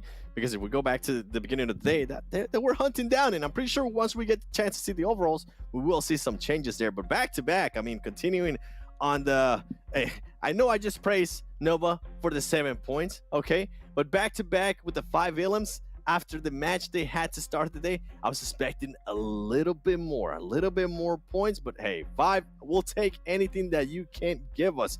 No, Esports as well, a consistent team that we've been talking about, that were at least able to get some points there. And if we go down, some surprises too. We got THIRDEYE only being able to get 1 point. And the Panther as well. They weren't able to take advantage that APHELION Esports wasn't playing this last match, and they ended up getting 0 points. So I'm sure once we end up seeing that overall leaderboard, it's going to be looking a lot different with the Panthers only being able to get 0 points there, back-to-back only 5. Nova continuing to at least steadily perform through. Overall, though, teams that we talked about having to step up are definitely stepping it up here, Hot Jukes. Definitely, and that's what we like to see there. You know, again, out of all of them, big surprise for me is, of course, you know, the Panthers pulling up that goose egg. That's a tough one. That was the hurts, because especially, like you mentioned, with that kind of game, they could have really helped elevate themselves on that leaderboards. But since they did so well, you know, they did allow themselves a nice little bit of breathing room here. And for everybody out there watching that is breathing, make sure you go ahead and hit that hashtag PMPL and follow all those socials. Get on that Twitter and do the NA Twitter. That's right, PUBG Esports NA, North America, not nah. Yeah, you know what I'm saying? All right, guys, so now we move on from that. Let's take a look at the top damage. And I'm going to ask you, Sandstorm, which team got the top damage? You know, it's gotta be Wall Street Bets. Of course. 2022? I mean, 2022? I mean, that's a sign. Listen, could this be the rise of Wall Street Bets? Who knows? Is their year? It could be their year. Who knows? They got 13 eliminations in this game, and that's their second chicken dinner, like we mentioned before. I was thinking, could it be maybe, I don't know. We saw five eliminations, of course, for a couple of squads, but no placement points. So obviously, not really that many prolonged fights. Didn't expect them to come up to the top damage dealers of this game, but HQA, very good for them. Unfortunately, it was only 5 eliminations, but there's a lot of damage, so they're starting to show up bit by bit throughout this game. Chosen as well, nice little balance here and there for themselves and for the Nova squad. I'm surprised they were actually able to come up towards top 4 by the end of that one, considering they were eliminated a little bit earlier than the rest of the teams. But Ace as well, very good performance from them throughout this game, but I want to see a better performance from them throughout the rest of the game. But back to back, 5 eliminations as well, just under 1,000 damage on that one, 7. Yeah, listen, you keep throwing it to me exactly with the teams that I want to talk about, and I'm loving it here. With back-to-back, we saw the engagement between them and Panthers, and I think as we were watching that develop, we were talking about that might be the first time that we saw the Panthers just lose an actual fight that they kind of had an upper hand on. You saw one of the players that, if I'm not mistaken, I think it was Fierce that tried to switch the seats. He ended up backfiring because Jaywee was right there. And then overall, we saw some of the players from the Panthers having to overextend a little bit too much. And I think that's ultimately what ended up hurting them, Hot Jukes. Yeah, I got crumpled there right there, but that's something they're going to put in their little notebook, you know, and hopefully come, you know, get a little bit of payback later on. Let's see if that ends up happening, you know. But now, 7, it's time for the moment that you have been waiting for. It's the 7 Worlds Gaming Round Report. 7 to break it down for us. Round Report. Felt like I was about to start wrestling into Let's go. Not yet. Not yet. I am intrigued though to see who is the player that ended up with the most damage, and guess what? It's gonna be Skipper. Wait, hold on. I did skip that one. Skipper did end up getting 5 eliminations though. Koi, not only can that man heal, he can also get some grenade eliminations, and then Skipper also being able to get a 320-meter longest elimination. Damn, boy. Okay, I see you. Then as well, we see Joey there being able to have the most travel time. With Joey, I was thinking about this when we saw Korean barbecue lovers kind of lose some players there. Joey had a great PMPL last season. I'm hoping that we start seeing that again, because that was a player that was starting to develop in a big way here for Renee, and so far we really haven't gotten a chance to see that, Hot Chicks. Yeah, we haven't yet, but you know what? Joey is a legend in my book, dude. One of my favorite players. I think the storyline of Joey, I want to see that man's name engraved in the stone of history of PUBG Mobile and NA players. Joey, do it for us, man. Do it for us. Now, I think we know as we go, I think it's time to look at the Aaron Gale map performance as a whole here, 7. All right. Now, we've seen some different teams perform pretty well on this map. APHELION Esports putting up some major average damage, right? This is why I wanted to see this, because I wanted to showcase just APHELION Esports, the performance that they've been able to put up in Aaron Gale too. I mean, with the average eliminations, almost 10 per match. Are you kidding me? That is absolutely ridiculous. And guess what? They are going to get a chance to play on the next Aaron Gale. So you best believe some of the other teams that didn't, Panthers, didn't get a chance to take advantage of APHELION Esports sitting out on that last Aaron Gale. They gotta find a way to kind of slow them down. You see the Chosen there, THIRDEYE not having one of the best performances in that past Aaron Gale, but who knows? We'll see. I'm actually surprised though, Sandstorm, to see Execute right there with 872 damage and 3 Illims.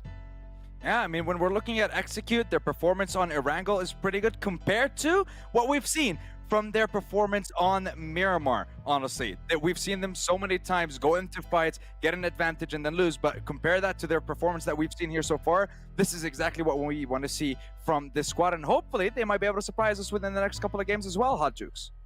Yeah, they definitely can. They have the potential to. I think any of these squads really do. The thing is that with this new format, they don't have any room for error. You know, you really got to get those bonus points up, you know, and that's what I really like to see, especially from a squad like APHELION Esports. You know, Valak, he was hitting me up during the offseason, giving me little teasers saying, hey, I got a whole new roster here. And he had a tough squad he had to deal with in the last season. So he got a whole new one here, and they have put in that homework. Let's see if that homework's going to pay off in the whole totality of this tournament. Next match is uploaded and ready to go. Thank you so much, 7. Thank you so much, Sandstorm. Let's take it away on over to Span Cargo and Zute. Man, we are heading into the next match of Aaron Gale. Back-to-back Aaron Gale's team should definitely be ready here. And man, what a good finish for these teams that, you know, kind of got a way to move up in the leaderboard. So it was no longer, you know, the APHELION show. I feel like APHELION's just been taking away almost every game up until today. And well, now that they're here, you know, just playing again, I don't know, maybe APHELION's going to steal this one away from everyone else once again. We'll have to wait and see. I mean, obviously the chance is there, right? This is officially the halfway mark of this week too, Zute. This is the third match halfway on this week. So now's the timeline that we kind of put on for these teams. If they're going to start doing better, you gotta start doing better now, you know? Like, it's the halfway point of week 1. If you want those bonus points, if you want to be the 12 that gets into the Livic game, like, you gotta start stepping it up. So we'll see if APHELION will continue to kind of be at the top, maybe win this next Erangel match, or if some of those other teams will start taking that 12th places seriously. Oh, hi, guys. Well, there we go. Into the match we go. Oh, same exact plane path, it looks like, starting over on the southern side of military base and then flying up. Maybe we'll get a similar zone, maybe a completely different zone. I want to see a military circle zone, because not just because it's military circle, but that's because where it's, you know, the home of the Panthers, which I don't think, they are playing in this match. You see them dropping out right there. It's actually the chosen THIRDEYE, Execute, and HQA that's setting out for this one. And guess who's back in? The Knights finally showed signs of life in game number 1. Not like a crazy huge performance, but honestly, given, you know, how they've been playing, a pretty good performance, picking up, I believe, like 8 points. So Knights are playing now.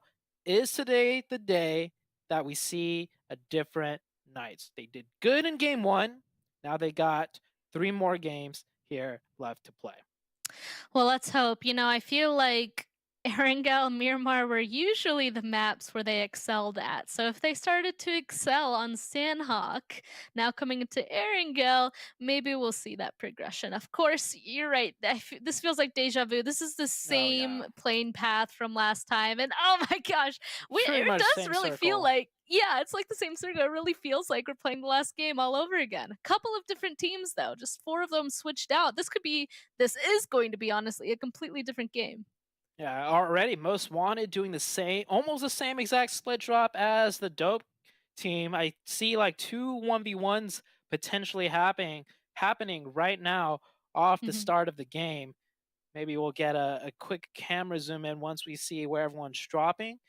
Might be in favor of Most Wanted, might be in favor of Dope. Of course, it kind of comes down to who can win their 1v1s and which team finds a vehicle to, you know, drive on over to support and make it a 2v1 very quickly.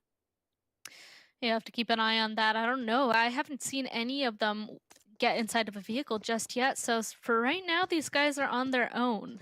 And 2 1v1s, honestly, quite an interesting predicament here. Looks like they're deciding to stay away from each other for now, at least loot on up. And it's actually going to be Most Wanted that's basically disengaging. Alexi, if he gets up on top of this, he might... I was going to say, he might have been able to spot him out and disengaging, running away there, but he lays prone. He doesn't know just yet, starting to nade the building too. Yeah, Sleepless, pretty smart move here, but he might get spotted out. Did Alexi see him? No, he did not. So Alexi has a UMP, but no vest. Sleepless with the vest and a scar. And yeah, Sleepless is actually going to disengage this right here. And he does get away pretty much scot-free. Did Alexi manage to catch that or see that at the last second? I don't think he did. He's still moving around, playing very careful. And I'm looking at the mini-map, and no one else is really getting in their cars to... Oh, no. See one of the members of Dope. Yep, there it is. Trying to make a Fishy coming in to the support, but the Most Wanted player, Saint, he's already made it out. He's hiding behind a rock, and he is home free. Potentially, you see him looking back just to make sure if Dope spotted him out or not. And nice disengages for the side of Most Wanted, I have to say. Both players leaving at like pretty good timing, but it's still going to cut down a lot on their loot time, and they don't have vehicles, so they might survive for now, but definitely not good for them in the long run. Nope, I definitely heard those sirens inside of their heads like, this is not safe, we must disengage, and it worked out. But, oh man. I mean, imagine just sitting here, though, absolutely helpless, unable to do anything. The rest of your team's super far away. This is not how you want to start off your match. I will say, I mean, since they're here, they're not going to engage in other fights or other dangerous situations potentially. But, you know, that's like the silver lining of this situation. Because you're right. What is he holding? Like a shotgun? Oh, no. Okay. He has something other than a shotgun, but it's stopping the looting, stopping the rotations. Honestly, they weren't that far away from this first circle. They could have gotten vehicles and made it in there pretty quickly to find a solid spot, and instead they're dealing with Dope. Dope, on the other hand, honestly, since they haven't left yet and they're still kind of going through, making sure Most Wanted isn't there, they're kind of committing to sniffing these guys out. They're also not forwarding their game. Yeah, Dope. Yeah, this isn't good for Dope either, right? Dope is wasting a lot of time as well. And look, they're bringing the whole squad here to clear out one person. Saints is probably laughing and just telling the team, hey, they're all here looking for me. I'm chilling. I'm behind a rock. I don't think they're going to find me. Meanwhile, elsewhere on the map, teams are actually, you know, done looting and rotating and getting into the zone. What happened? What'd you see? I think they're driving over there to Dope right now. I think they're actually going to engage in this. I was wondering if they were just going to leave Saint as a solo, but no, they're actually driving closer. It looks like Shy got knocked because of it. It does look like Saint was found out by Lexi. They're continuing this fight. I'm actually super surprised by that decision. Well, when you don't have the loot, you may as well take the fight, right? To get the loot off the other players. Now, Most Wanted, it was a 1-for-1 trade, except Dope is going to be able to get the revive, and they've already confirmed on Most Wanted. But if Alucard could get this double knock, it would be huge. Both players going down to 1 HP. Alucard, no first aids. Oh, he did get the double knock. I'm sorry. Okay. This is going in favor of Most Wanted now. I'm so surprised by that decision. I started seeing the move on that mini map. I'm so sorry for interrupting you, but wow, Most Wanted really wanted to save their teammate. Unfortunately, just too late, but it looks like it's worth it. Great nade. Another nade on the Casper. It's just illusion left. Yeah, this is definitely not a win for Dope. And oh, that nade's good. Oh yeah, that tags down Illusion to like 1 HP. I think they know it too. They're pushing in together. Illusion's just got that shotgun. Sleepless with the UMP catches him in the heel of his foot. Achilles heel right there. And that is Most Wanted winning the fight. They do lose Saint, but ultimately 4 points plus the loot that they very much needed. That's a win for Most Wanted for sure. I was seriously thinking the rest of Most Wanted were just going to continue play the rest of their game, and Saint was just going to be playing the solo game, right? So, like, I thought Saint was already gone from this situation. But since they came back, like, honestly, losing Saint, I feel like they came out on the best case scenario. I already considered Saint gone, and now he's officially gone, but they have 4 eliminations for themselves on the board. And they're getting loot that the other people are able to pick up before they move into this next zone. I think that honestly might have been the best case scenario. More fights happening. There are 4 bros. Whoa, they're being super aggressive, crashing onto Yasnaya. Did they even realize the Knights were here? I don't think so. No. Another knock on a Lori. It's not looking good for 4 bros, but they've committed. There's no way they can disengage now. Yeah, and the Knights, they had a split set up, so now they can surround the 4 bros team. 4v3 situation. The Knights are looking stronger today more than any other day, so 4 bros have got to be scared. Coops already has confirmed 1. Here's the Knights moving in. Kindness getting into a fight with J7 in the elimination feed. And oh, that is Spec taking down another player of 4 bros. It should be a clean wipe. I don't expect the Knights to lose any players here, especially with the way they're looking today. We'll have to wait and see. Clock just trying to do some sort of damage, but the smoke covering too much. The push is going to come soon, though. Look at all of them getting ready. There we go. Instantly getting the knock into 1. Can't quite find the last guy. They know exactly where he is, though. And that's it. 4 bros, as soon as they entered Yasnaya, they leave. Yep. Great fight for the Knights, though. That's 4 free points. I don't even think they took any damage, to be honest.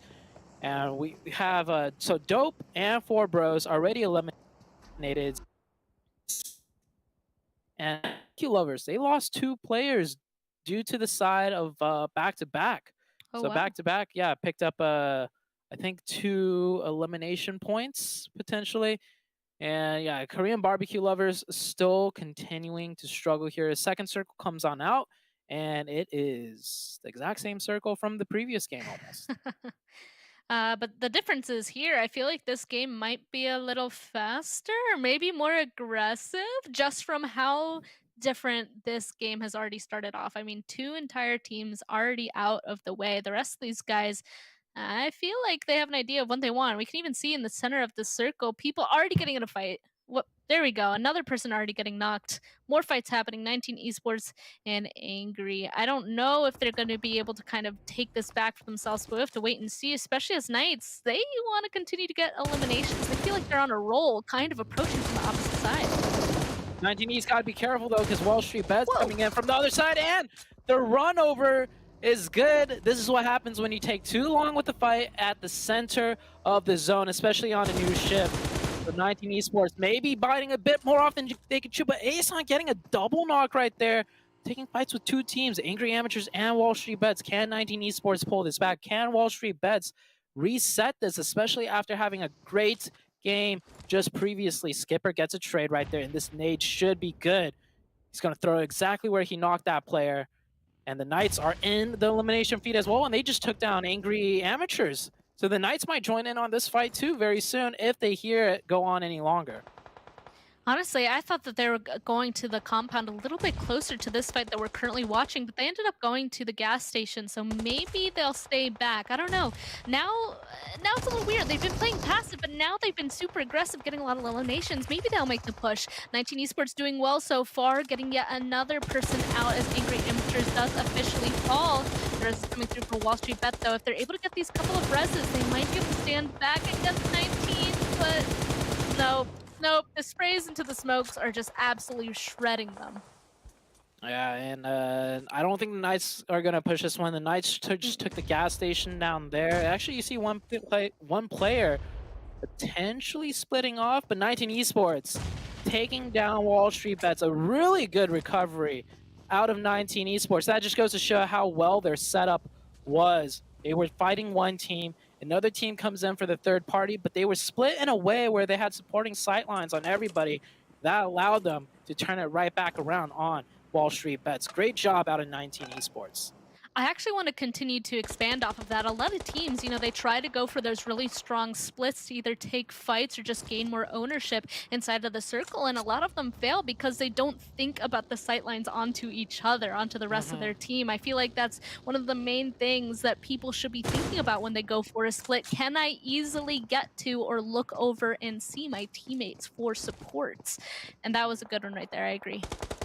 Yeah, very well done. And the Knights, as soon as they took over that gas station, well, they split up 1-1-1-1 and taking down another player out of Nova this time. Knights are already at 8 elimination points. And they have a dominant control of the center of the zone. The zone is about to shift soon. But I feel like regardless of where it shifts, the Knights are looking good today. Wow, well, we said it, halfway point. Maybe people will start stepping it up. So far, Knights have. We'll see if they'll be able to get further into this match, though. They are inside of the zone for now. They're actually basically owning the entirety of that bridge right there on that river. But eventually, I have a feeling that the zone is going to start pulling into Yasnaya Fields. So we'll see. But I have a feeling that they're going to need to send somebody over, maybe to the gas station across from that bridge, to at least get a foothold into the other side, the other part of this land. Yeah, or they can just keep information on it. Nova was playing a split, but they just left that location. And I don't think any other teams are going to be able to rotate their way into that center zone unless if they want to pass through the Knights. So I think the Knights are good for now. It's these other teams I need to watch out. Ace of Spades on the northern side, trying to find a spot to play in. MEZEXIS trying to sniff this one out, and I think the buggy wheel did go down. He's running on foot, and Peralta will end up taking down that player. Ace of Spades down to just 3 players now.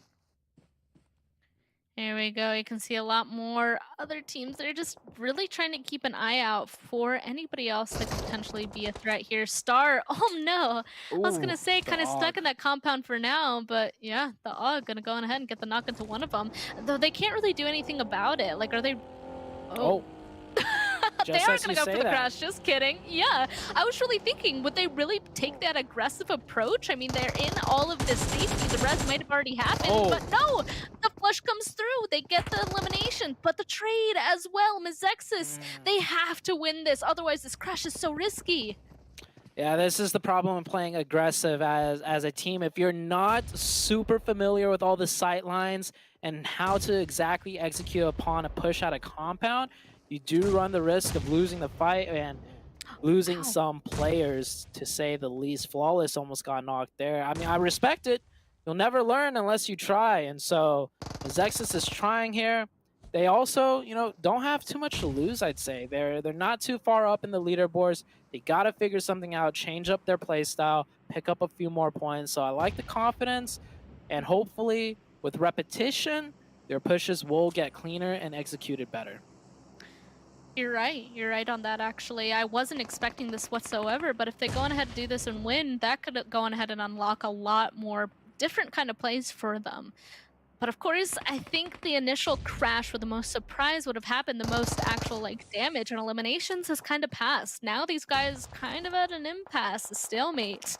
Both these guys just waiting for the other to reveal themselves so the shots can start once again. I do like the MEZEXIS does have an active up on top of the hill still. See, he has a lot of information gathering up there for his two people down there on the ground, and that's why I think MEZEXIS might have the upper hand in this. Otherwise, you could also argue that there's only two people in this compound, one person super far away. If these two get pushed by the three members of Star, it's as good as over. Yeah, it's pushes like these where it's like the follow-up, right? That's the tricky part. Cool, you could slam into the compound and whatever happens, happens. But once it gets stalemated, you're going to need some good communication, some good teamwork, and just honestly someone calling the shots and passing the info. Poppy putting out a lot of noise that might give MEZEXIS the go-ahead to isolate this player. And yeah, MEZEXIS is going to take this opportunity to take a 3v1 pretty much. Poppy having to peek into 3. He goes down. Star Hwayuya does get a knock while the other player is crossing. Is Star Gaming going to do anything off this? Oh, actually, he's the last player. So the Overwatch out of MEZEXIS is coming in huge for inactive.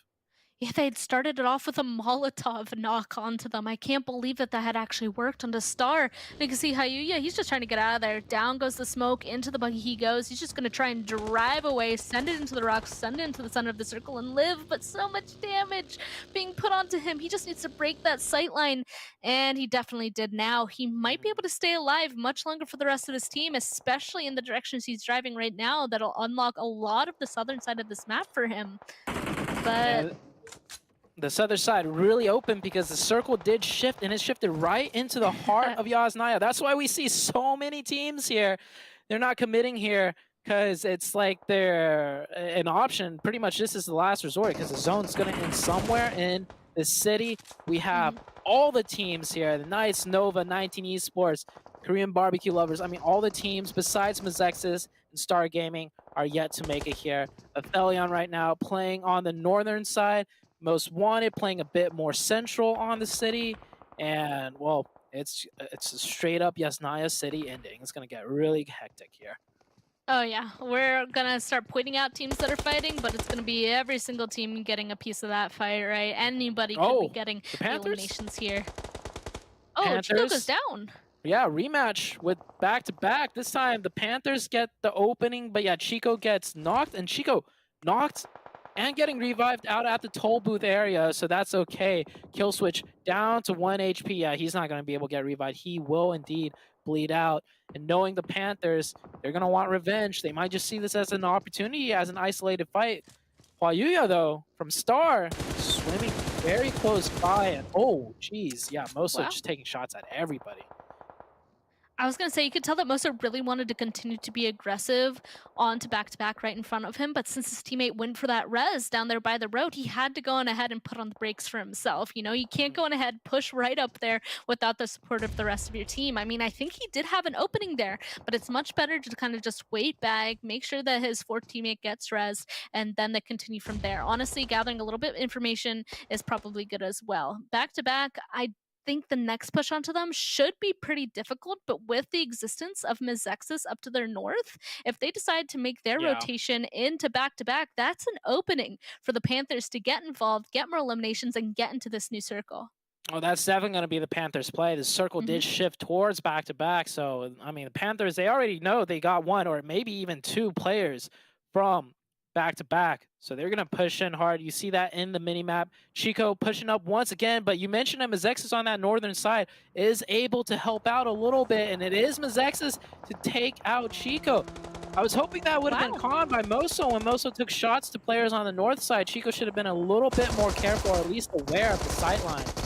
Will go down, and oh, Jay getting a nice angle onto Nate from APHELION, but the trade with the grenade, the teamwork out of APHELION, and of course it is Trick to save the day with that return Nate. Man, Trick can not only frag out for himself, but he'll frag for his teammates. That will save Nate, and they will be able to get him back up, and they are in the center of this new circle now too. So APHELION, I asked, hey, now that they're in the lobby playing again, will they take the spotlight once again? And it's looking like they have a good potential to do it. That was a sick number of exchanges that this happened. Back-to-back successfully disengaging, Jay getting absolutely sick onto a knock into APHELION, Trick absolutely saving it with a nasty nade. Like, oh, that was such good PUBG Mobile right there that we just saw. And the game's not even over yet. There's still 30 people remaining. 12 people are remaining. Teams, I mean. There's just so many people that can just shove themselves into a city just like this, that anybody eliminated now, such as back-to-back, seeing that 12th place appear on their screen, they're probably like, what? There's so many people inside of here. I mean, it is a little bit of an early circle, but you know what I mean. Cream Barbecue getting pushed, though. Wow, Acer! That was gross. 2 knocks go through. He almost got a third with that, too. Yeah, Acer backed up, waiting for his teammate Quan to move on up, and Quan flanking in from bottom. This could be a 2v4 right here. Arsh, last one up, he gets tagged up heavy. Quan still full HP, just stalling time, waiting for Acer to get that first nade off, and it is done. 2v1 right here, man. That is it. Oh wait, hold on, Sure's still up. Sure with the UMP, getting Acer down. Sure's got the advantage, shoots Quan in the back, and it is actually the hit list. I didn't even see where Sure was. I thought they were done for. Korean Barbecue Lovers putting up a really good defense 2v4, but they ultimately get taken down, and the Knights taking a push towards where the Panthers just were. The Knights with 11 eliminations and 4 players still alive. I think it's safe to say, even if they go out right now, which I don't think they will, the Knights are back. Oh, yes. I mean, 11 eliminations so far. It's so good for them. They needed this boost to get back. They can't stop now, though. They'll have to keep the momentum. We're going to see in the next game, of course, the push comes through. There's only one member of the Panthers left, and they are out of here. Rank 10 for themselves with only 1 elimination. I'm a little bit surprised. Once again, the Panthers not doing too well with all the matches today. Didn't they get 0 points last match? So they're having a little bit of a difficult day, while the Knights are really showing up this time. This zone, once again, smaller. Acer, I mean, the entirety of APHELION, excuse me, they're in the best spot here. Everybody else is going to have to be coming towards them. So the Knights are doing great right now, but did you notice who's doing extremely great on the Knights? It's Coops. Coops has 7 eliminations by himself right now. So once again, it's that old saying, you know, if Coops is popping off, the Knights will pop off along with them. It's that star player effect coming into play here. And just as I say that, Flawless knocks Coops in the elimination feed. I hope he doesn't get finished right now. They really do need to get Coops up. Zone is closing in. They got one more push to make and not much space left. There is that compound out of APHELION and maybe some scraps on the edges. But this is grind time. This is crunch time right now. Yeah, no more mentioning of people specifically. We got to give them all the best chance. No speaking their names. But actually, down to the southern side and up to this northwest, there's so much pressure for a lot of these teams. I'm actually surprised that both Most Wanted and Nova are getting into the zone right now, but it's definitely, I was going to say Star, but he's actually down in the water just so carefully. A huge nade on a Flawless, though. All the Knights, they just want all of this. They want all the points. They're even going to find the last member of Star here. Yeah, definitely not happy with the fact that the Flawless took down Spec and got the confirmation. Immediately, the Knights answer back with 3 grenades. and they should have the entirety of that western side to themselves. I don't know how much cover they have, though, because they're not fully yet in the zone. Meanwhile, on the southern side of Yaz, we have the Nova team and Most Wanted sandwiched up really close next to each other. Nova down to just one after that confirmation. Ren prone, hiding. Alucard has another grenade, has an idea of where Ren is. A little bit off the mark. Oh. Doesn't even do any damage. Ren will survive for now. And the Knights, they have to commit all the way in. And, ooh, I think they just crashed into APHELION and managed to get a knock on the way in. Clown is down. Trick at 1 HP. No. Trick! Did Trick, who got, it was actually Versa from, I don't even know what angle, knocked down the 2 players of the Knights. I'm actually, that is such an unfortunate, that started off as a good crash, but unfortunately turned around real quick. The rest of them are going to be able to push on over and help out their teammates immediately. Wait, what? What a good nade from Nate, actually. I'm so surprised by that. MEZEXIS is finally getting eliminated. They tried staying alive on the northern side for as long as possible, but now the rest of APHELION, they will be able to focus in on the people down to their southern side. No more threats to the north. All they have to do is continue to look for eliminations to the south. That is the perfect position you want to be in. Control one side of the circle or any directions of the circles, and that gives you so much more space, so much more room to do well against all the other teams you can focus on. All right, so I know APHELION got circle blessed this game, but they have 4 members still alive.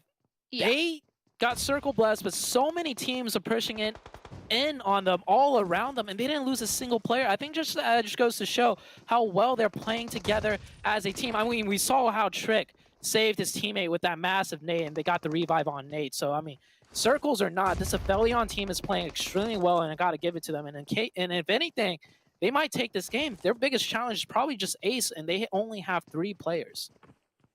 Yeah, I'm actually surprised by this. Usually in a city ending like this, it's just so much chaos that any of those knocks that happened on them, they would have been confirmed by somebody somewhere, popping out of the wall or something, who knows what. But they were able to stay alive. Looks like a couple more nades, really good, really well placed, actually doing a lot of damage to the hit list. I think, oh, I thought that was going to be it for Arsh, but he's going to be able to hold on for a little bit longer. I think he did manage to close that door, so that door did block the nade. It's getting very tense here as we have 12 players in such a small circle. Every little nook and cranny, you got to be careful and check. Trick playing really quiet behind this water tank. No nades left, but he does have the info on the most wanted players, while Nate keeps info on the backside. I like that split they're doing. Nate is keeping check of Ace of Spades, and Clown goes down to the nade, but Trick, that's going to be opening for him to push out and peek out. Trick also goes down, but the teamwork, Zuki with the trade, and that is another team eliminated. And APHELION Esports, they should get pressed here, but there's too many teams still up. Neither team wants to make the first move. That's going to let APHELION get a full reset once again. The teamwork out of APHELION, covering the angles, giving the trades, passing the info. Really good job once again, and they'll be a 4-man strong team. Oh, I like how they can tell their moments, right? When they can go and when they need to sit back, get that res. They have the strong position to kind of just lay low for a little bit, and then once they're strong again, once Clown is back up in full, then they're going to start really looking for their next engagement once again. I'm really excited to see, honestly, what APHELION's going to do next, because Ace, they're in the building right beside them. Honestly, at this point, with the circle so small, there's barely any movement left that these teams can do. And with the existence of the hit list and even Coops, the last person up for the Knights, there's so much damage that can happen. One single solo can absolutely alter the game. If Coops goes and has a huge fight against APHELION, that could be it for them. Versa peeking out real quick right there, but going back into cover when his teammate got the knock. I like the discipline there. I don't even know where this circle is ending. Where are these players going to? I think APHELION has control of the zone because they're running back to a compound they were just at. APHELION splitting up a little bit too much potentially. Coops can cause a lot of trouble here, playing very quiet. I don't know if they even know Coops is there because Coops has been snaking in very quietly this entire time, not making a noise. APHELION might just be full focused on Ace of Spades instead. Unfortunately, it looks like HITLIST couldn't get any further inside of the zone, so they just go out. And now you're right. Wow, there's like barely anything that Ace can do. APHELION actually being super aggressive. Nate running forward. He's going to peek inside that door, isn't he? He's going to end this for them right now. Does he think this is the winning move? I bet they're so shocked right now. Ace of Spades officially eliminated out of the game. But the game's not over. Where is this last player? They're going to start sniffing him out. Let's see if Koops can be able to do anything about this as 3 players start running directly towards him. Oh, Koops no, is gonna, yeah, Koops is gonna deny the point. I was gonna say, man, if this was the Koops of old, he would have ran out there and went for the 1v4. But no, that was a smart choice, deny the point, and they know it's APHELION. They see in the kill feed, so that's actually extremely smart because Pittsburgh Knights, if anything, wants that #1 spot, and APHELION already being so far in the lead, you gotta deny every single point you can from them. By the way, APHELION, they look unstoppable right now. They won game #1 on Sandhawk, and they just won another game. That's like, they won 2, was it? I think they won 3 out of the 5 games on the first day. It was either 2 of 5 or 3 of 5, but they've already hit 2 games, and there's still 2 more to go. This APHELION team, I don't know who they are or what they're eating, but they are crushing it beyond any wildest expectations. And we're gonna go to the highlights and weigh in on the analysts to see what they have to say.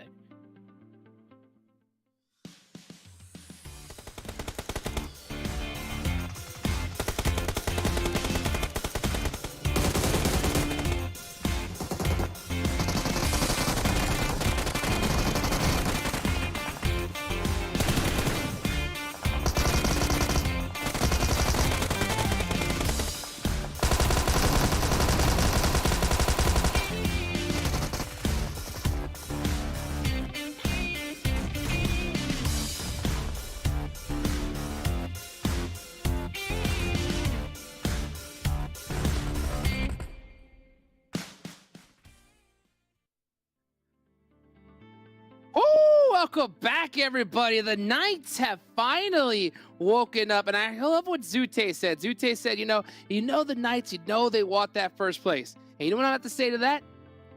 Good luck. Good luck, because APHELION Esports have been straight dominating this whole tournament with back-to-back chicken dinners for them, because they didn't play in that last match. But look at the Knights, 14 elimination points, a great, finally huge performance to see from them, Seven. Yeah. Wow.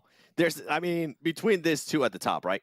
Knights, give me a second. APHELION Esports, you mentioned it perfectly. It is back-to-back for them, and something that Sandstorm was telling us too during that match. 25 points. They are currently dominating. Regardless of which fight they take on, they are winning it, and they are winning it convincingly. And I am so happy to see Clown working on the average survival time too. That means staying alive longer. That means being able to help out the team more. And this is what I was talking about when I was talking about Clown not performing to expectation. Now he is. This is a completely different team. Now they're starting to dominate. And with Knights, 26 points for them. Koops, we saw what he was able to do. We'll get a chance to talk about Knights a little bit more. This was the halfway point in a way for this week. So maybe Knights can make a push towards the top. We'll have to wait and see. It is only 2 matches so far for Knights as well. Ace of Spades there, 11. I want to keep going down. Nova Esports with the 7 points. And I also want to see that second page, Sandstorm, to see what's going to be coming up and which teams didn't actually perform that well in Arigo. Well, it looks like the Panthers once again did not match perform this time around, and APHELION, they definitely took advantage of that. Panthers, unfortunately, only managing to get those 2 points, but back-to-back, we saw them start off a little bit slow in the first day. Second day, they managed to bring it back, but now they're kind of faltering little bit by little here throughout the 3rd day of the tournament. Star Gaming, though, Korean barbecue lovers, once again, 2 of the teams that need to step up, that need to perform if they want to make sure that they're present in that Livic game once we finish the first 25 games, obviously, of the first week. WALLSTREETBETS coming off of their second win, rather, throughout the PMPL NA. They come back only with a singular point to their name. Dope Esports, they're also starting to fall off a little bit here in this game, but ladies and gentlemen, finally we are seeing some of the teams that we've been talking up and hyping up so much showing up throughout this tournament. But my oh my, it is just getting spicier and spicier game by game here, Hot Jukes. Oh man, this is really hyping me up. And honestly, APHELION Esports, the way that their execution of play style is beautiful. Cloud told me, he's like, look, hey, just by the way, just before we were just going just for placement. Wait till we start playing aggressive. And the way they played aggressive towards the end of that match 7, it gave me a little bit of goosebumps because I was like, okay, these guys, there's talk about talk and then there's about proving it. These guys proved it in that last one. Let's take a look here at the total damage here, Sandstorm, and see which squad got the most. And yo, man, dude, the Knights putting up a big performance here. You know what? Listen, I want to talk about the Knights, but I know 7 is just waiting for that. I'm going to touch on APHELION, though. These guys, they just managed to get into the zone, managed to try and just get themselves a very good placement within the 3rd, 4th, 5th zone, and then they decided to start going for those fights, and that's when we started seeing those numbers. But 7, I know you're waiting for it. Knights, they're all yours. Take it away. 14 elims, 2,500 damage. We're talking about APHELION being aggressive. Guess what? Knights is finally starting to be aggressive. Knights is finally starting to showcase that paper power that we were talking about. And what I mean by that is, on paper, that team sounded absolutely disgusting before we started the tournament. Then the first 2 days are a little bit sketchy. I did see Coops post a tweet, though, saying it's hard to stay on top of. Guess what, Coops? With the current stats that you're pulling up, I mean, that match alone was insanely disgusting. You know what? I'm talking about Knights. Do me a favor. Pull up the graphic for Knight player stats for today so far, because I bet it's disgusting. And yes, it is. Coops currently averaging in 2 matches, by the way, ladies and gentlemen, currently averaging about 1,000 damage and 52. That is disgusting. Averaging 5 elims, and on top of that, averaging the most survival time. And I'm pretty sure that last match definitely helped out a ton. Now, what I am seeing here, I'm seeing Cnox definitely stepped it up in a big way. Even though he's currently averaging, it's crazy to say this, even though he's currently averaging just 2 elims, it's good to see him now starting to perform alongside Coops there. And Tensa and Spec, I mean, they're doing exactly what Coops needs them to do. We always talked about how they needed the support players for Coops. We also expect the Spec and some of the other players to also step it up in a big way in regards to fragging. Overall, though, Knights could be waking up. I don't know. Let me know, YouTube chat. You guys were talking a bunch of smack about Knights last time. Let me know what you guys think now, and make sure you tweet at us. Hashtag PMPLNA Hot Chicks. That's right. Hashtag PMPLNA. Don't forget it. I love to see Coop's stats. Almost look like a movie phone number from the 90s, with that 555. Like to see that right there. Let's take a look at the overall standings to see exactly where everybody else stands on the leaderboards now after just a crazy couple of games here. And yep, up on top, APHELION Esports now with a thick little lead here, 7. Started the day with only a 6-point lead. Ladies and gentlemen, it is currently at 43. And what's crazier is APHELION Esports currently has 1 less match played than number 2, number 3, and number 4. But a big jump, though. We do see Nova Esports now being able to jump up. Remember, they started off the day in 5th place. For them to jump up to 3rd place is big. This was a team that I was saying they could surprise a lot of people. You do see some of the other teams starting to kind of fall off a little bit. THIRDEYE not having the performance we have been expecting out of them. Same with back-to-back, slowing down in a big way. I do want to see that second page, because that's what we're going to have to start focusing on, with APHELION Esports just absolutely dominating at the top. And right here, guess what? Knights actually starting to crawl up the ladder a little bit too. And then Dope Esports maintaining that 11th place, Sandstorm. Yeah, 11th place for Dope. You go down a little bit, 12. That's the cutoff. Remember, ladies and gentlemen, when it comes to that last Livic map. But HQA Esports, I have to say, they've also been slowly but surely stepping it up a little bit, but not as much as Pittsburgh Knights like we've seen in the last game. Star Gaming, the hit list, bit by bit, they're still very, very close to that 12 mark, but we scroll a little bit lower down now. Most Wanted, Angry Amateurs, 4 bros. These guys, it's very, very dire for them, considering that you're talking about a 13-point gap between them and 17th.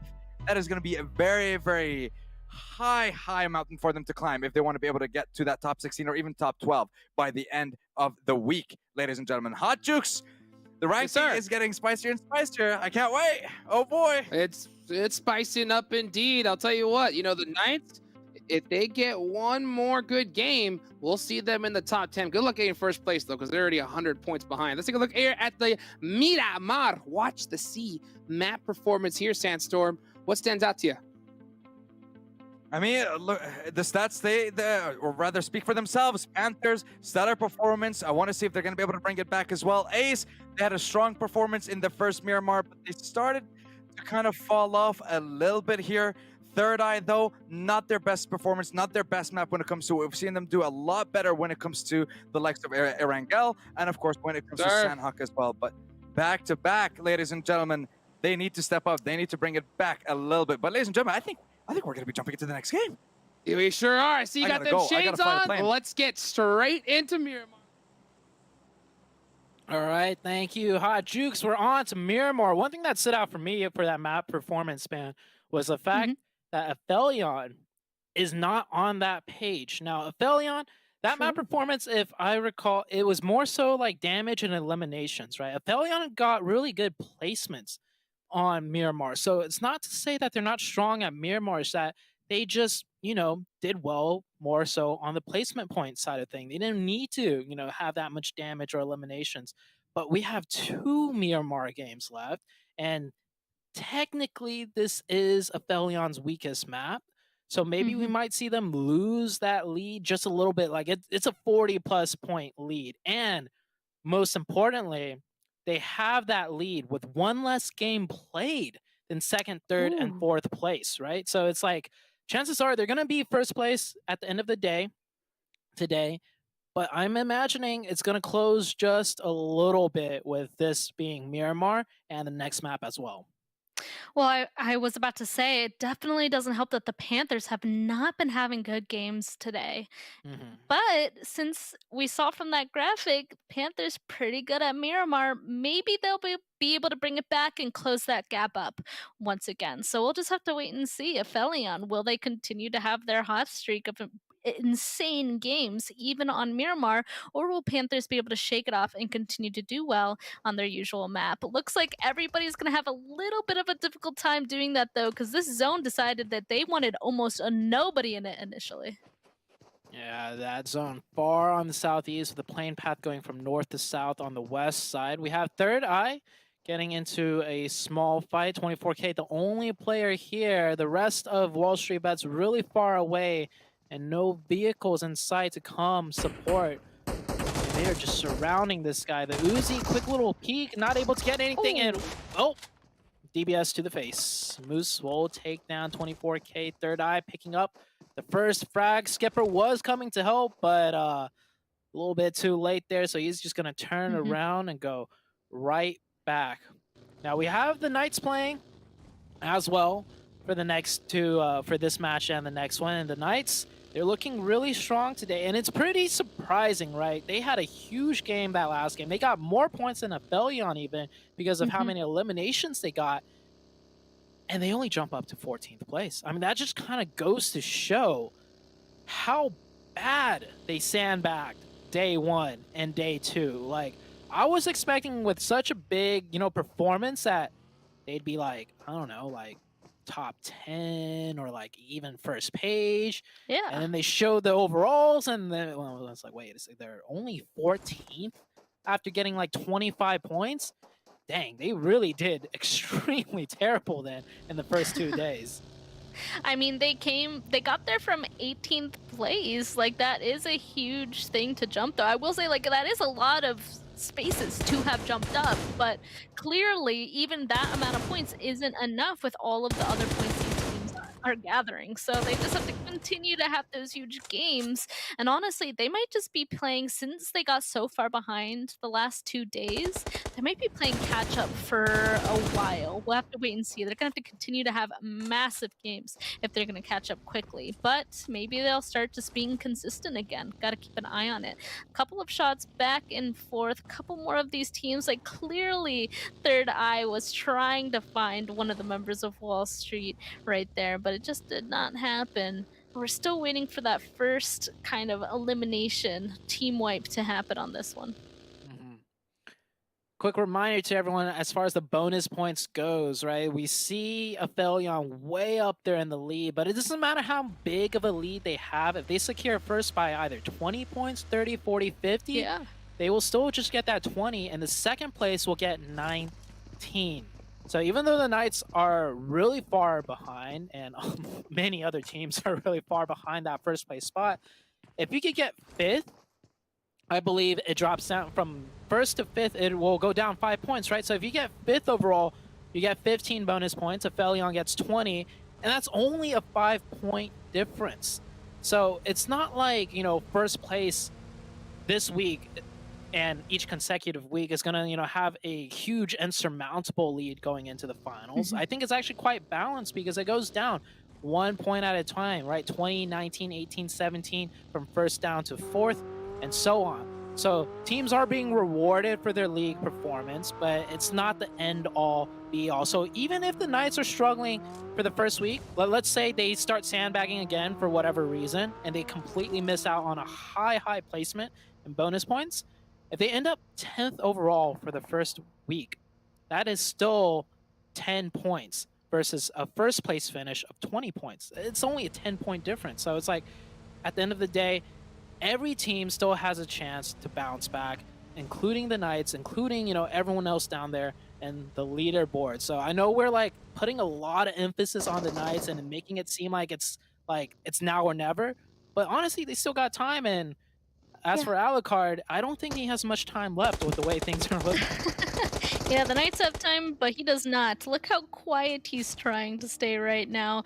At one point, the Knights are going to peek on over into that room, though, and the time is now. Nova out, though. He's going to be able to get the first knock. Tries going for the flush. He knows that his time is limited, so he really tried confirming that elimination, but it's too late now. Alucard, he has to go up against the rest of the Knights. Let's see what he's going to try to do now here as he's getting pushed. Xenox first, though. Oh, right out the window.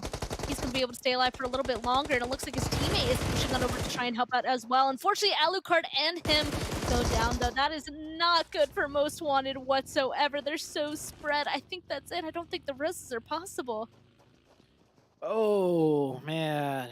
There's 2 ways to look at that. One way is, what is Alucard doing there by himself, completely isolated?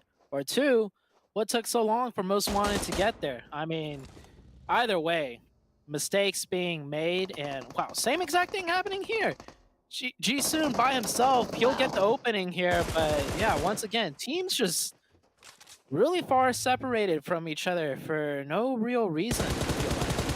I feel like maybe they were just a little bit too slow. Like, I think that they were still in their loot splits, you know, like still pretty far away from each other, just getting loot, but they stayed there way too long for this zone. Like, everybody's rotating pretty far. They're not staying where they initially landed, because where nobody landed is where this first circle went to. So True.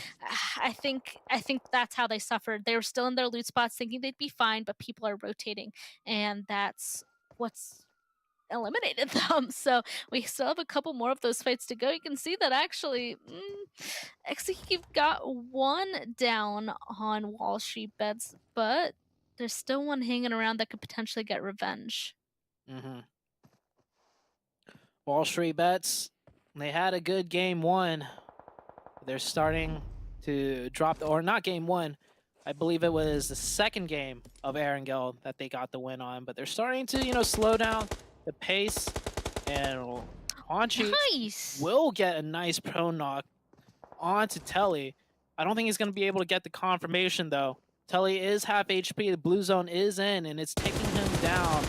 They should be able to get that revive. That's a really risky push right there from Fate. I don't think he had anyone covering him there, so I personally don't like the look of that, but he will force Honchi to back down there. Yeah, I guess that might have been all he wanted. He's not even going for his vehicle. Actually, nope, he's tossing out those smokes. He wants to try and get it back to disengage, and WALLSTREETBETS is not going to push it any further. He's going to start running back. I mean, they're in the blue zone. Not ideal starting off this early, because that is use of resources and meds that they're going to obviously need later on in the game, but looks like the rest of Execute are starting to make their leave, and they're going to just go into the game. However, look at the map. Yeah. to HQA, they decided that they heard that noise and they liked the sound of it. They're going to be right beside Execute, maybe hoping to third party this or wait for Execute to make their rotation to kind of capitalize off of it. But it looks like Execute still hasn't moved there yet. They're doing something a little bit weird. HQA is going to have to wait a little bit longer. Speaking of weird, I think Execute is still very disconnected. I think if you take a look, when Fate pressed up, he immediately backed off and threw smokes. I think Fate immediately realized his team was not on the same page as him. Nobody was there ready to support him on that sight line, and he had to back up and throw down smokes, and you could see he was in a very precarious spot at that point. And it took him another 10 seconds for his team to get in the car to finish a revive, and now finally push in.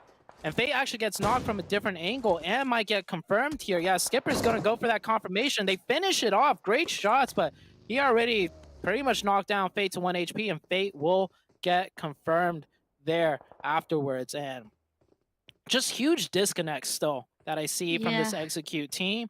And I'm only emphasizing this because we saw on day 1 and day 2, they had some really good moments to close out games and get a lot of points. But there was a huge disconnect here and there, which really cost them, you know, quite dearly. And it's still showing similar signs where one player is a little bit, you know, step ahead of the team, or the rest of the team is just too far behind as far as, you know, whatever the thought process is. But Execute will pick up a few needed points. They will lose one player, but they have a long way to go because Zone's all the way down south in the heart of Los Leones, like you said, Span. And it's even weirder. On top of that, you know, we pointed out HQA was right beside them as well, obviously wanting to participate. It was just a series of weird events happening there. Now everybody's rotating, though, and we get to see the fighting actually happening inside of the zone. Angry Amateurs getting a lot of good damage onto somebody else. But unfortunately, their peaks are just a little bit too risky. Looks like Reppin's going to get knocked, and Remix from MEZEXIS is going to start pushing forward. I mean, once they get that knock, they obviously want to go and confirm it and potentially take out the whole team. And they're up on top of these huge cliffs that's going to create a really interesting battlefield. Yeah, this might be a stalemate for now because either team has to push up over the top, wide in the open. The cliffs up at the top are very flat. TPP angles are very, very advantageous up here. True. So I think Angry Amateurs, they will get that one player hitting them from the backside, and it's like they will stalemate off. The next zone is about to shift. We're only going into Circle 3, so it could hard shift far away from these two teams too. So they're going to instead set up for a potential rotation. And MEZEXIS is actually just set up to trap Angry Amateurs in. I mean, as of right now, they have a pretty good spot inside the zone. Why not just try to put yourself in a position that when they eventually have to leave or move, that they can go ahead and get really good results out of it. Yeah, I actually really love where Flawless currently is. I'm a little bit nervous and that he's alone down there when there's only 3 of them, but it's gonna work out. A knock goes through onto Angry Amateurs. It looks like he has to lay prone. He can't go on ahead and continue because he's so low, and his teammate, they need to get there fast. Otherwise, he's gonna get knocked as the 2 members of Angry Amateurs, they're pushing over there fast. Yeah, support for Flawless needs to come out quick, and there it is, just in perfect time. That player was about to take the advantage over Flawless, but getting shot down to 40 HP. Flawless is going to, in turn, capitalize off that, and great job from MEZEXIS, turning back around a 3v4 in good fashion, all due to the positioning. Angry Amateurs answers back with 1 knock, though. There's that trade, and I think it's down to a 2 versus 1. Angry DIY, do it yourself on the top of the hill. And they got Circle Blessed too. Angry Amateurs, they were looking so good, but now they're just down to 2 players. Honestly, not as bad as I was expecting there, though, with MEZEXIS, with that really good play on protecting each other. But now both these teams, they basically destroyed each other, I'll say. Both these teams in pretty precarious positions here. Both of them, 2 players left up towards the center of this map with honestly a pretty open place. Like, if anybody gets around them, they're going to be really easy to pick off. And it looks like Angry Amateurs might realize that they need to go ahead and take this advantage on MEZEXIS because they need these last couple of points. Otherwise, the rest of this game is going to be just harder for them. And Active now the last one alive. Angry Amateurs, though, they know that MEZEXIS couldn't have gone far. And that's it. MEZEXIS is out. Angry Amateurs, 4 eliminations for themselves, but only 2 left up. The rest of this game is going to be hard.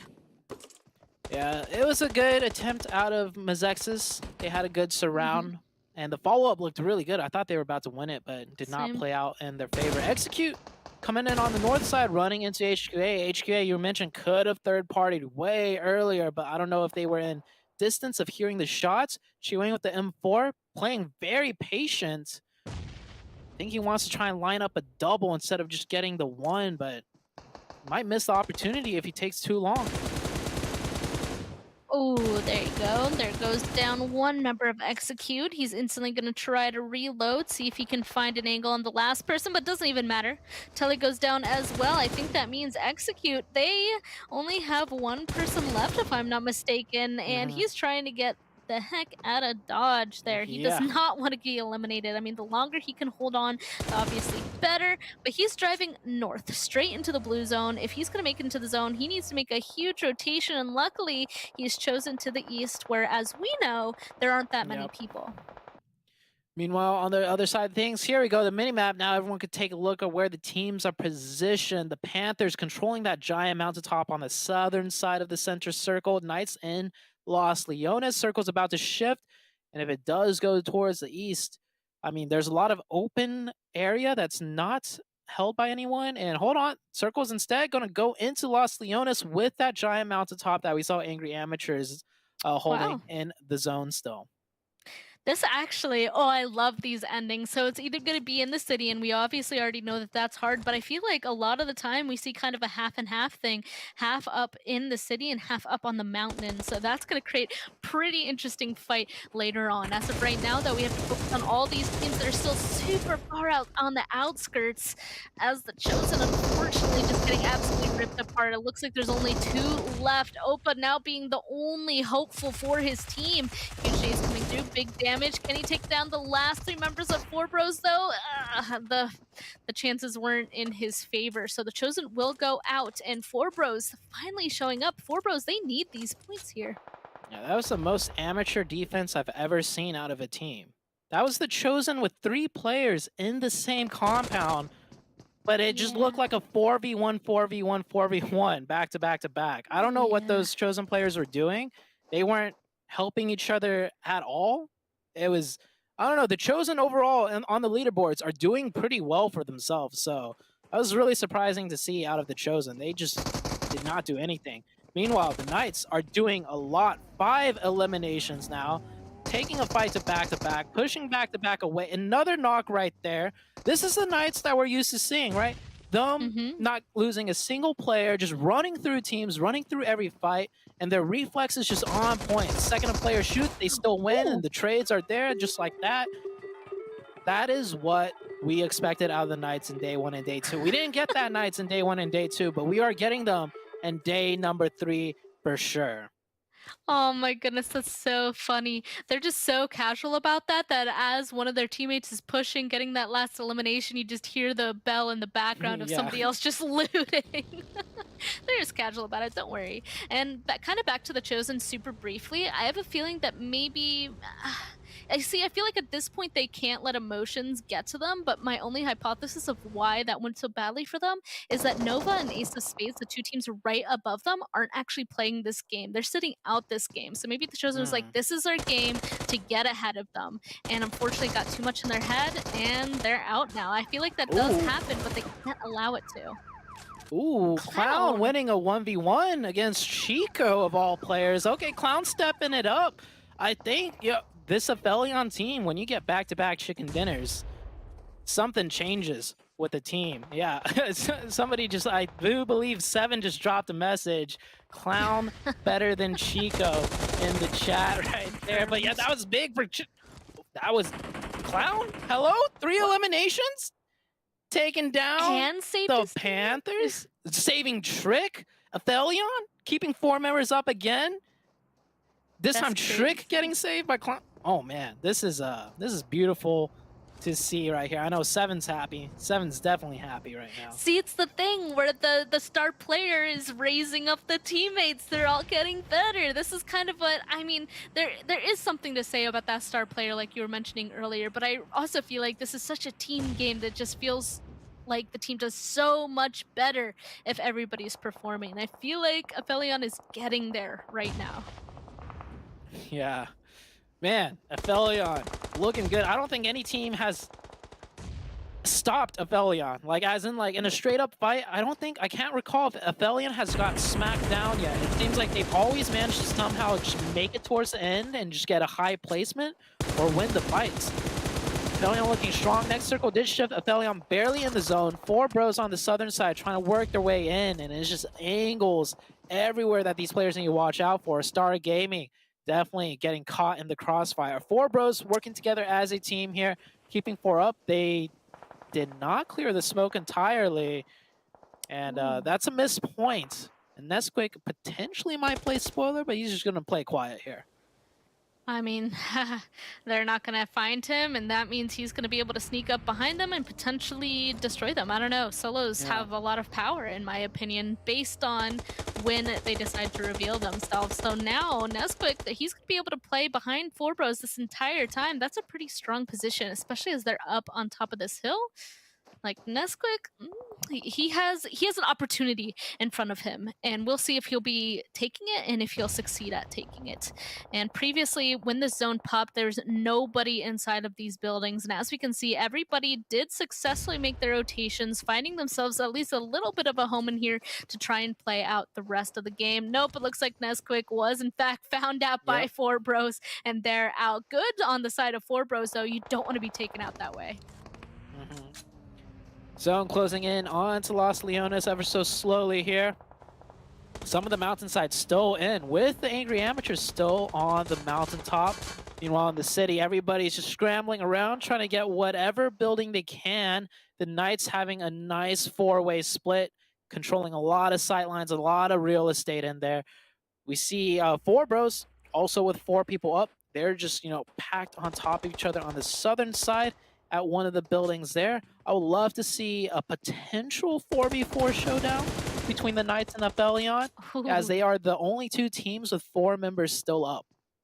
That would be sick, especially since the last game ended off with them in 1st and 2nd place. Like, it would be the match off to just perfectly go with last match. But we have to wait and see. There's still a lot more teams still alive, kind of unfortunately, how badly I want to see that fight happen right now. But we have to see if the solo from Execute, the duos from THIRDEYE, Most Wanted, and Angry Amateurs, we have to see if those guys are going to be able to bring it any further. Not even to mention 4 bros and HQA, all trying to figure out this zone. Of course, the circle pops, and guess who's in the circle? I don't even need to say it.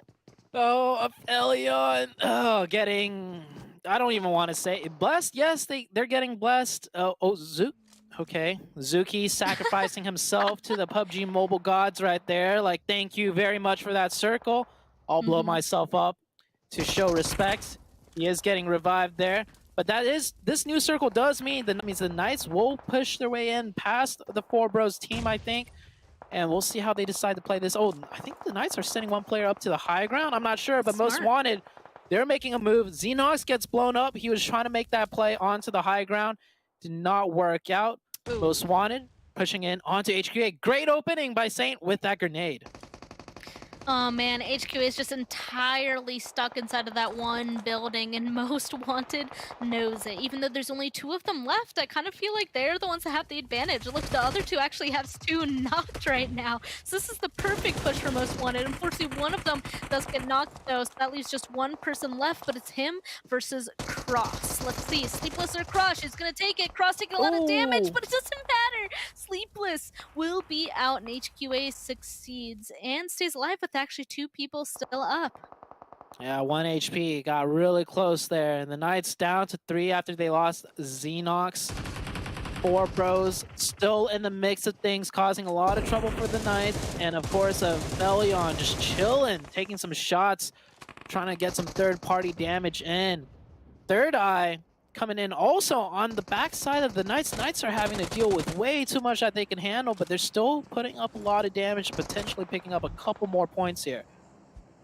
Nice, here we go. Even more util being tossed out. I kind of like to see what's happening over here on the side. THIRDEYE wanting to eliminate out Knights. Went successfully, but I need to see how they're going to cross this road. They obviously went on ahead and prioritized that, knowing this is one of their chances to get any certain amount of points left, but it looks like they're not going to be able to successfully make it there. They're out. And now it's down to just 4 teams left. Unfortunately, we're not going to see that Knights versus APHELION fight, but we are about to see APHELION make that push into 4 bros. One goes down almost instantly. It's just down to Lori.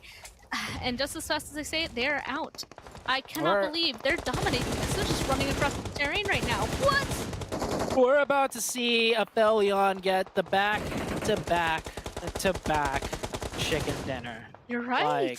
Like, this is going to be 3 chicken dinners in a row for them. They sit out one game from game 1 to game 2, but they win game 1, they win game 3, and they are definitely about to win game number 4. I mean, I'm doing my best to try and cast a curse this right now, but it's I mean, they got the zone.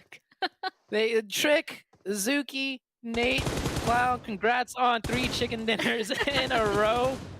They got the zone once again. They're about to get the revive onto all 4 players. Jeez, this APHELION team, man. Okay, last game they got the circles towards the end on Erangel, but great defense. This Miramar game, I mean, they had to fight the Panthers, and they had to fight a lot of teams. And they did get the circle right there towards the end as well. But still, it's like, this team, give them an inch, they'll take 100 miles, okay? Like, this team, we get it. You're getting first place for the first week. Just so you guys, just so APHELION knows, though, these points don't carry over to the next week. Because, yeah, it doesn't matter how much you win by. First place is just only first place. Yeah, I mean, but still, I guess they really just want to be like, hey, just so you guys are aware, we're first place, but we're first place. Like, they're definitely kind of shoving it in our faces, I feel like. And I mean, that could work.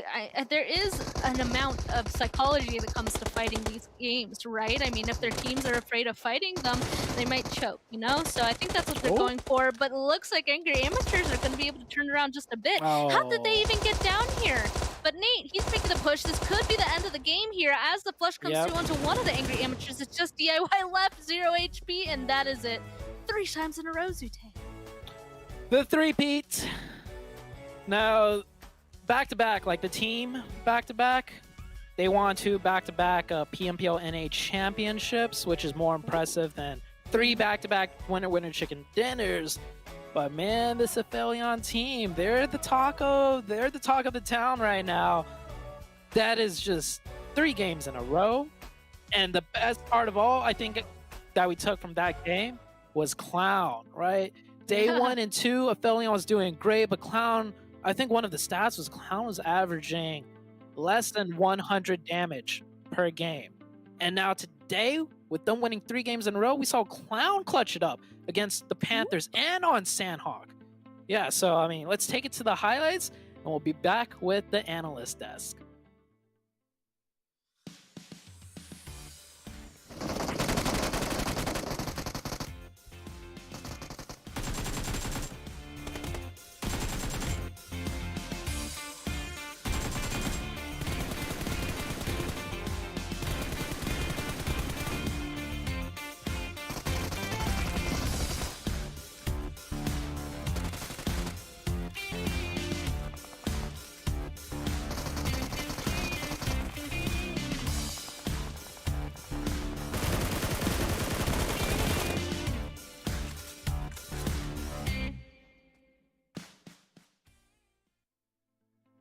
The back-to-back, dude. APHELION Esports, the broom is out, and it is sweeping away. That's how you get it done here in the PMPL North America. Speaking of getting it done, of course, gotta give a big thank you to Monster Energy, our official energy drink partners here for the PMPL.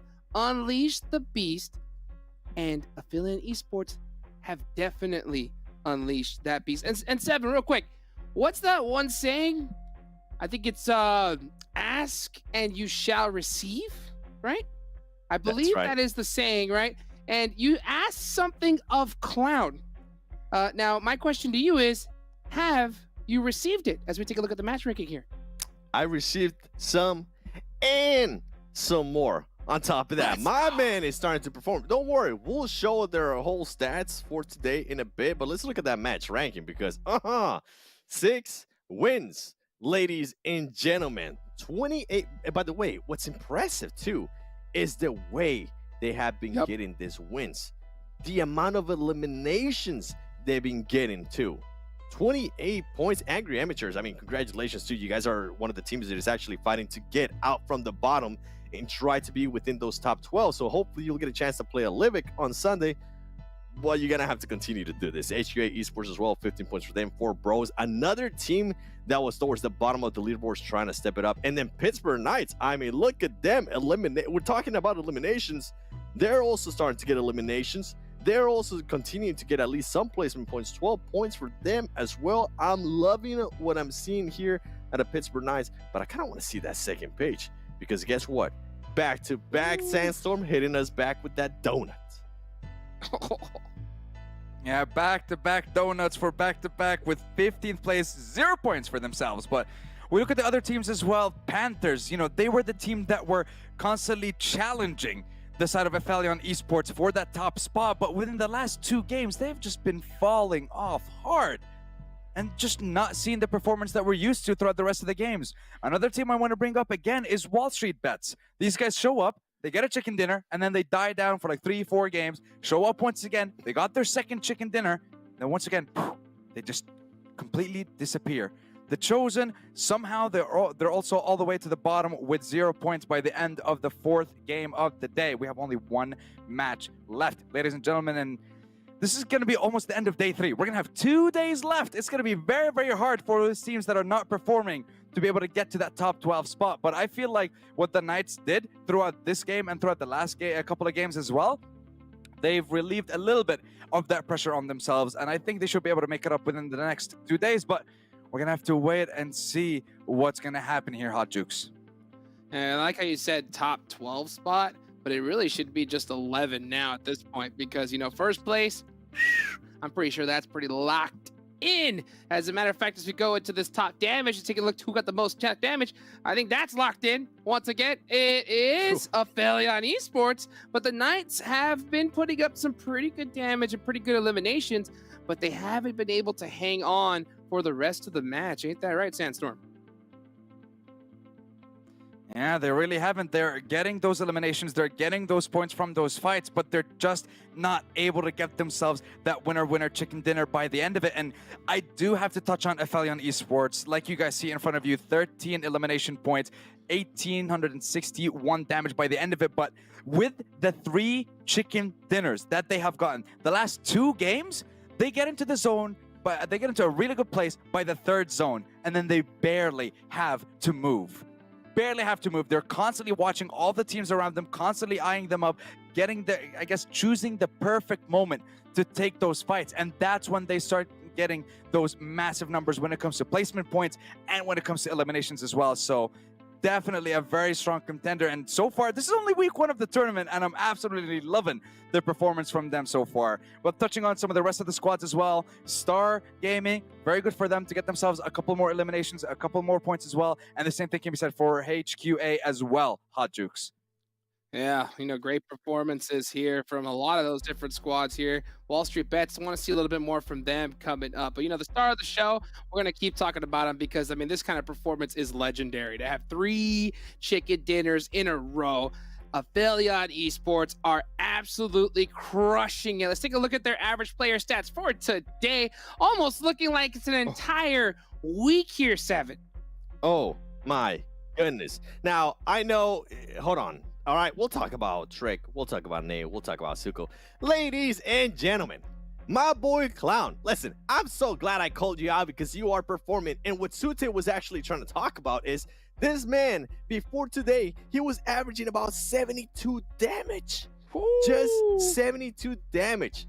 And the, by the way, his average survival time, it was the least on the team. Right now, 2nd highest, being able to output 327 damage. And this is what I was talking about when you have a player like Trick being able to put up 613 damage for Illims and also being able to put up average survival time, Nate as well being able to put up some of those Illims. Once they finally get that support player like Clown to clutch up and all of that stuff, guess what? They told my boy Clown, oh, it's not on, but they're gonna make it rain. All right, they're gonna make it rain. They're gonna be like, Yeah, go. baby. There you go. That's right. That's what I'm That's talking what's gonna about. happen if that continues. But why Hey. not? Let's take it. I want to take a look at just the comparison of this team, the way that they've been performing, and the way they have been just so consistent, Sandstorm. Because look at the average damage too. Woo! Their average damage is so high, and they must be feeling right now after a performance like that within the first 3 days of the tournament so far. And like you said it yourself, Seven, they needed Clown to perform, and we mentioned it at the beginning of the broadcast as well. Trick has the one that's been the star player for the team, and we were thinking, imagine if the entire team starts performing, what could they possibly do in the tournament? And we've seen what they've done. They won 3 games today, back to back to back. They have won more than half of their games so far. They have won more than half of their games. This is an absolutely ridiculous performance from this team, if you think about it. They have 1 game left, I believe, still for the day. They still had 1 game above, like you mentioned, 2nd, 3rd, and 4th. What else can we expect from this team? I'm terrified to bring them up again because we talked about Knights. I mentioned, oh, they're going to get the chicken dinner, and then they instantly got cursed. I don't want to bring them up anymore. I don't want to talk about them anymore. I'm scared to ruin their hot streak that they're on right now, but I would hope to see them get another chicken dinner. Imagine winning every single one of your games throughout an entire day of PMPL NA against the best of the best that North America has to offer. Hot Jukes, I've just lost my mind seeing these guys play. It is absolutely terrifying for the other teams. It has to be after seeing a performance like this throughout the day. Imagine. It hasn't happened, right, Hot Chicks? I'm trying I to don't think think back. it's ever happened. I think this will be the first time we ever see an entire clean sweep. We have seen 3 before. Yes. You know, but we've never seen an entire day of complete chicken dinnerness. Okay. And that is what we're looking for here. Let's take a look here at the map performance for Miramar as we go ahead and get into that last match we're about to get into right here. Let's take a look at the map performance, Sandstorm. I know it kind of speaks for itself, but anything stand out to you? I mean, even though APHELION Esports don't have the best performance on Miramar, that's not something that we should be worried about for them, but we focus on back-to-back. They've had a stellar performance so far across Miramar multiple times. Panthers as well. We're used to seeing them take fight after fight, go for elimination after elimination. And now we're reaching the last game of the day. THIRDEYE, I do have to mention, these guys have kind of died off compared to their performance in day 1 and in day 2. They were consistently showing up when it comes to placements and when it comes to eliminations a little bit. But I want to see them perform a little bit better in this game 7. Yeah, it's. I mean, with the APHELION Esports, something I want to talk about with the APHELION Esports is that now we saw the map performance for them in Erangel. Now we're starting to see a map performance on here too. And you know what? Give me a second. Hot Jukes, take it away from me. Yes, sir. I am taking it away as we speak, as I am looking into the future and trying to see if APHELION Esports are going to get that last final chicken dinner, bro. It's fun in the sun. Y'all boys looking good. I bet y'all are feeling good, but are y'all feeling as good as APHELION Esports? That's what I'm about to ask y'all, huh? 7?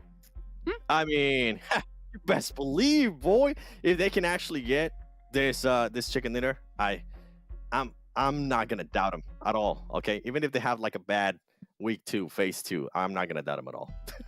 Yeah, me neither. Me neither. These guys have really been able to get it done in this entire show today, but it's one more chicken dinner away from locking it in, bro. Putting that name in stone of, hey, we got in a chicken dinner for every single game of a PMPL day. This is the Pro League. This ain't Club Open. You know what I'm saying? This is the show here to go on to those next stages here. 7.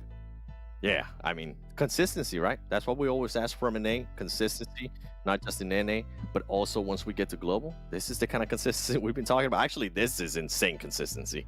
Oh, yeah, and the way they do it, that is what we love to see. Great teamwork. Guys, talk about it. Make sure you go ahead and follow in those socials. Get on that Twitter. Make sure you use that hashtag PMPLNA. Tag these players. Use that hashtag. And we'll see you here at the end of this as we get to the last match here of the day. Let's take it on over to Zute and to Spancargo to wrap it up. All right. Last match of the day coming up. I like how there is 19 other teams involved in this right now, but we're only talking about one team, and that is APHELION. It's not even who's going to be able to get better, who's going to catch up. It's just more like, is APHELION going to get 4 chickens? Are they going to do a clean sweep for the entire day? It is right now the APHELION and Friends show, no longer about anyone else. So if anything, I wouldn't be surprised if we just have the observer watch APHELION the entire time. Of course, that's not going to happen. We're going to follow the action where it happens. But Span, what do you think about APHELION? What do you have to say about them? It's like I should just I don't know, put a sock in it. Yes, like last game we were literally just talking about like, oh, the Panthers are in this. They are hopefully gonna do better than APHELION to close that gap potentially. I think that gap didn't go away; it got bigger. So all the teams below them, they're gonna have to work even harder. At this point, it's probably just like, they can have this week, you know? Like we'll try again next week. But I'm kind of hoping they win this last game, and that's kind of like a feat, right? And I kind of want to see it happen. Yeah, I mean, for sure. If APHELION wins this game, I'll do something ridiculous for tomorrow. I don't even know what yet, but like APHELION winning 4 in a row, like we've heard it. We've seen 3. We have seen 3. As crazy as it is, it has been done before, but never 4. Never 4 in a row, because that's the entire day. And we talked about it so much, the analysts just talk so much about it. For sure, they're getting cast a curse by someone, somewhere, some way. Even the YouTube chat's probably talking about it. It is so statistically improbable for them to pull it off. But either way, man, the APHELION. I want to see this team like play this well, obviously, for the rest of the entire finals, going up into like the global stage, right? Otherwise, we still got the Knights. You know, the Knights, they're picking it back up. They're showing us, you know, they're still in it. They haven't, you know, fallen off. They're not washed. You know, they're starting to mesh. And yeah, like I'm excited to see what happens in this last game span. And we still got 2 more days? Yeah, we still got 2 more days for this week. The next 2 days is pretty exciting, and honestly, the Knights jumping up 6 placements so far, and honestly, huge. Yeah, exactly, huge. Like, I'm excited to see just how much further they're going to be able to jump in this game, and potentially the next 2 days as well. Like, the possibility, the potential is there. It does look like the Panthers will not get to try again at closing the gap between them and APHELION, but we got Nova and Ace of Spades back, so we have to keep an eye on that. Otherwise, back-to-back WALLSTREETBETS and Star Gaming are not playing in our last match today. Hey, the difference between the first place... Okay, so Nova's playing their 3rd place. APHELION's playing their 1st place. The difference is almost 90 points. And we're only 3 days in. Like, that's insane. Knockouts, Trick and Nate at the top now. 34 and 24 for Trick and Nate. It's just this APHELION team. Like, the craziest thing to me is, like, I have not seen these players before. Yeah, same. Like, it's maybe they've competed in under like other teams, but this type of performance out of nowhere, shutting everyone else down as a team, is just, I mean, we don't see this. Like, we see this like once in a blue moon, maybe, right? Usually it's like a team that's been putting in a lot of work, a lot of grind, and they just get a lucky streak, you know, a lucky day, a lucky week, and they start showing up. But never a like unheard of team. Like APHELION, we've seen them before, but not this roster. This roster is completely different. Never seen these players as far as I could remember. And they are crushing it beyond belief right now. I feel like I remember them under a different name, but honestly, yeah, I mean, every single event that we have, and we're just like, afterwards it ends, and we're just like, play more PUBG Mobile, and we talk about how we usually see a lot of the same teams over and over again playing against each other it's exciting, right? But then being able Yeah. to see, we always want like that underdog team to like absolutely explode or new talent, and I feel like we're kind of getting that finally in this event, and that makes things get spiced up, you know? Like, are Yeah. the people even still going to be rooting for the same teams? Like, is there something else that's going to happen? Like, there's just so many unknowns. Like, there's actually a new team in the works that could change things from what we're used to. Yeah. Obviously, for me, my tried and true pick is still the Knights. You know, they've put in the work. They've shown, you know, time over time that this is like potentially the best team in North America as far as For sure. overall consistency goes, right? Back to back, the champions in North America every time. But after North America and we go into the Americas, that's where back to backs tends to struggle a little bit. Mm-hmm. But still, man, like if APHELION is it, if APHELION's North America's saving grace, I am all for it. Trick, Nate, Zuki, Clown, and I know they got Valak on the roster who used to play for Boring Protocol. Shout outs to Valak too. Like, man, this team. Even if they start doing bad and it's just all like, you know, for show, I'm still going to cheer for them, you know, in my heart, because we've seen what they can do. And anytime we ever see a team that can pop off that hard, there's something there. There's always going to be something there. And I hope they manage to maintain that. If not, you know, just continue to ride that through the whole entire way. Yeah, because right now their average placement points is just over 10. And their average eliminations is just over 7. Imagine every single game getting at least 10 placement points and 7 eliminations. Like, that's successful in a nutshell. Yeah. Oh man. Okay. All right. We're done. We're back into Miramar, right? We still got a game going. We're not just talking about APHELION the whole entire time. Now the circle this time around, the circle is very far north. A lot of teams are already rotating into zone. We're about 5 minutes into the match. APHELION in the northeast. We saw them earlier looting in THIRDEYE. And this should be a good game for, I would have to say, Nova. You know, Nova does really well when they could get somewhere close to the center early on and play those massive splits that are so hard to pull off. We saw, you know, 2 days ago on Wednesday when the zone ended around the La Bendita area, and Nova played a huge like 1-1-2 split, and they controlled that like 1,000-meter distance, like every zone shift, every zone close. They controlled the traffic and eventually won that game. There's a chance for Nova to potentially do the same. This isn't as favorable as that game, but they could still get pretty close to center. And Nova is the 3rd place team. Currently, you could kind of say the 2nd place team that's playing, because the 2nd place team is sitting out. But as far as, you know, 1st place goes, bonus points wise, I'm willing to say, yeah, 20 points to APHELION Esports going into the finals after week 1. But who's going to get 2nd, 3rd, and so on? That is still up for contention. I mean, that's still really important, right? Even to APHELION, because all those people that are going to continue to get those bonus points, those are the guys that they're going to have to go against later on. So, you know, they obviously care about who they are. But we'll figure it out at the end of this week. I'm excited to see that list.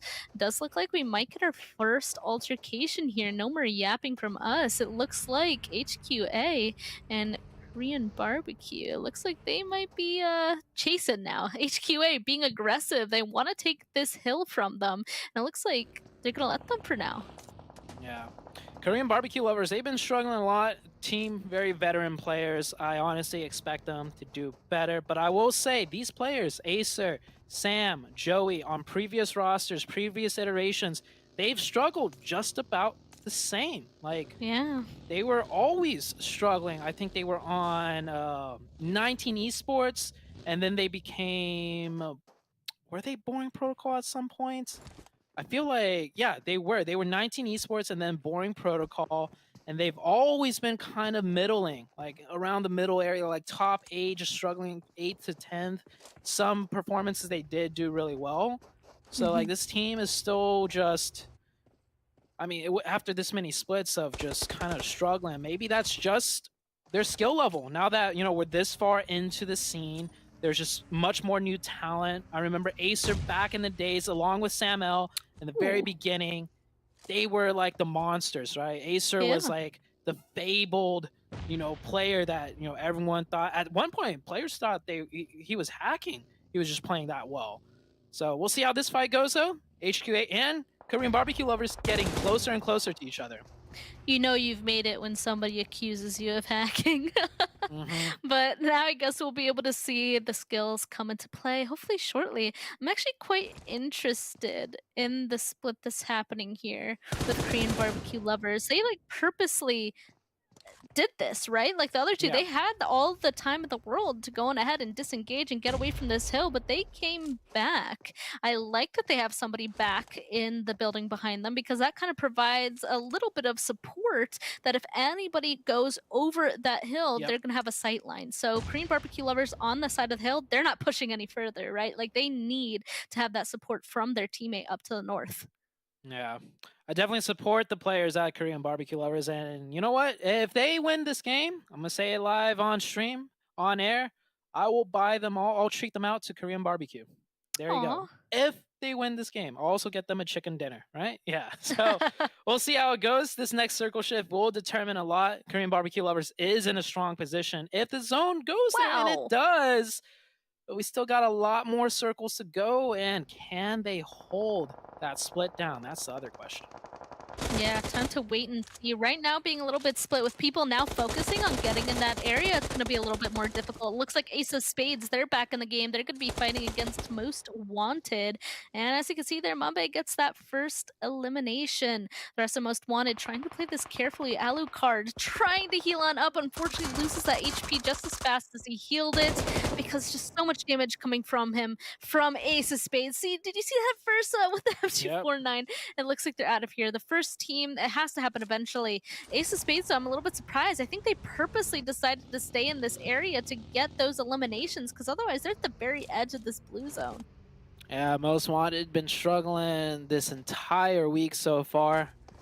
I guess sticking true to their name, Most Wanted, because 3 points, everybody wants that, I guess. A little bit harsh, but this Most Wanted team definitely struggling. They do need to pick it up.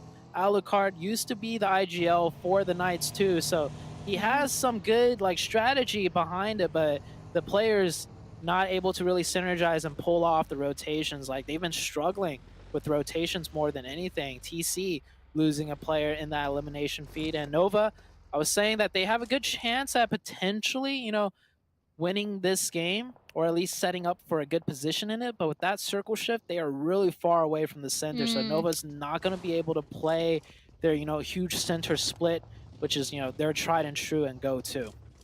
Yeah, instead we should probably keep more of an eye on a team that's able to really fight to get into those complicated situations. Like just get into a good spot inside of difficult circles, like those who are super flexible. So keep an eye out for that. Oh no, well, I was gonna say, like, we're used to Knights being able to do those kinds of things, but Xenox unfortunately finding himself knocked. Wait, bye, speak of the devil. Nova going on ahead and getting that down. So Spec's gonna go on ahead and retaliate just a bit. I'm curious to see what's gonna happen in the very center of the circle, I have to express, because once people realize that this is the kind of zone that the game's choosing, I feel like the game has a high chance of continuing to go to those center compounds. We'll see. The hard shifts could still happen. It could go any which way. Keeping tabs on APHELION. They're on the northeastern side. They're on the giant hilltops of water treatment, basically on the edge of zone. So they'll have a difficult way to go in if it does center on up, because they have to go down onto the low ground. That's, you know, the road right next to water treatment, and then they got to go uphill. So there's a lot of tough areas that they have to break into if the zone keeps centering on up. Ace of Spades right now rotating in on the eastern side, potentially getting into a fight with, I do think MEZEXIS is rotating kind of close by to them. But yeah, a lot of teams are still wrapping around. We're only in circle 2. Here is APHELION holding a 2-2 split for now, just to get some info as we go to the map. Here we go. This is what I want to see. Next circle, where is it going to go? We'll have to wait and see. I like that APHELION did choose a space where you're allowed to get a lot of information. Honestly, the hit list taking the entirety of the downed planed area, they're also going to have a lot of knowledge on their space, except unfortunately the zone doesn't go entirely in the best pace possible, though they're still in. Nice vehicle explosion on the side of Flawless. MEZEXIS, he's going to easily be able to confirm that elimination there, as the rest of THIRDEYE are continuing to try and make their rotation. But this is through a lot of teams. I don't know how much further they're going to be able to get. Yeah, THIRDEYE really falling off today. Day 1 and day 2, they were playing pretty well, pretty consistent. Not the most showy of performances, but they were picking up on their elimination points. They were picking up on their placement points. And then today, just letting it all slip by APHELION. Getting into a little bit of a long-range altercation. And oh, they already picked up a elimination point. Not sure onto which team, but they got a point on board already. And they're on the edge zone. And the circle will continue to slowly close in. Now, this area of Miramar really... I would have to say split into almost 3 different sections, right? You have the water treatment side, you have the high ground where Korean barbecue lovers are, and then you have the San Martin Circle or the city, still quite in zone. So if it goes south, we could end up in a city ending. If it goes northwest, we can see the high ground. If it goes northeast towards APHELION, hey, it's a water treatment potential game. So a lot of different questions still, and nice shots out of Jat G. Yeah, I have to keep on keeping an eye on this because, again, Miramar, while it's really easy to go on ahead and find yourself some cover, there are moments where multiple people can get involved in the fights. Here we can even see Execute getting a knock into somebody else, some explosions, but then get knocked right on back by Dope. Everybody at this point are going to be fighting for not too many of locations. It's a situation where there are a lot of compounds, right? Like there are a lot of places for people to be playing, but between those places is nothing, like literally nothing, like not even a rock to hide behind. So this is so important to like save a vehicle, make sure that your rotations are perfect, be aware of any sightline upon you, because that's what's going to keep you in this game, especially in these next few circles. Like right now, it's fine, but these next circle shift, that's where it's really going to be apparent. Yeah, here we see Nova and Four Bros on the southeastern side. Got a few seconds left until we get the next zone shift. And teams right now just pretty much crossing their fingers. This is one of those zones where you really just got to cross your fingers, because if it shifts any other way away from you, it is such a big difference, you know, from elevation to, you know, the compounds that you're going to have to fight through. And here comes the circle shift, and it goes hard south, and we're getting a San Martin ending. At least a very likely San Martin ending. And I'm going to just say right here, APHELION Esports on the northeast, there's no way they're winning this game. There's no way. Well, we'll have to wait and see. I don't know. They've come out of pretty hard situations before. I mean, right now, if it was any other team, I'd be like, yeah, they're toast, you know? But, I don't know. I kind of want to keep the thought alive just for now. I'm really curious to see what's going to be happening here. But I did not expect this zone to shift like this at all. This kind of changes the entirety of the game that I was thinking with those few compounds, big open spaces like this. There's so much hard cover for people to be playing now. And as you can see, the Joes is taking advantage of all of these rotations, trying to get some eliminations as people are rotating by. And that's all people can do, the ones that are on the edge of the zone.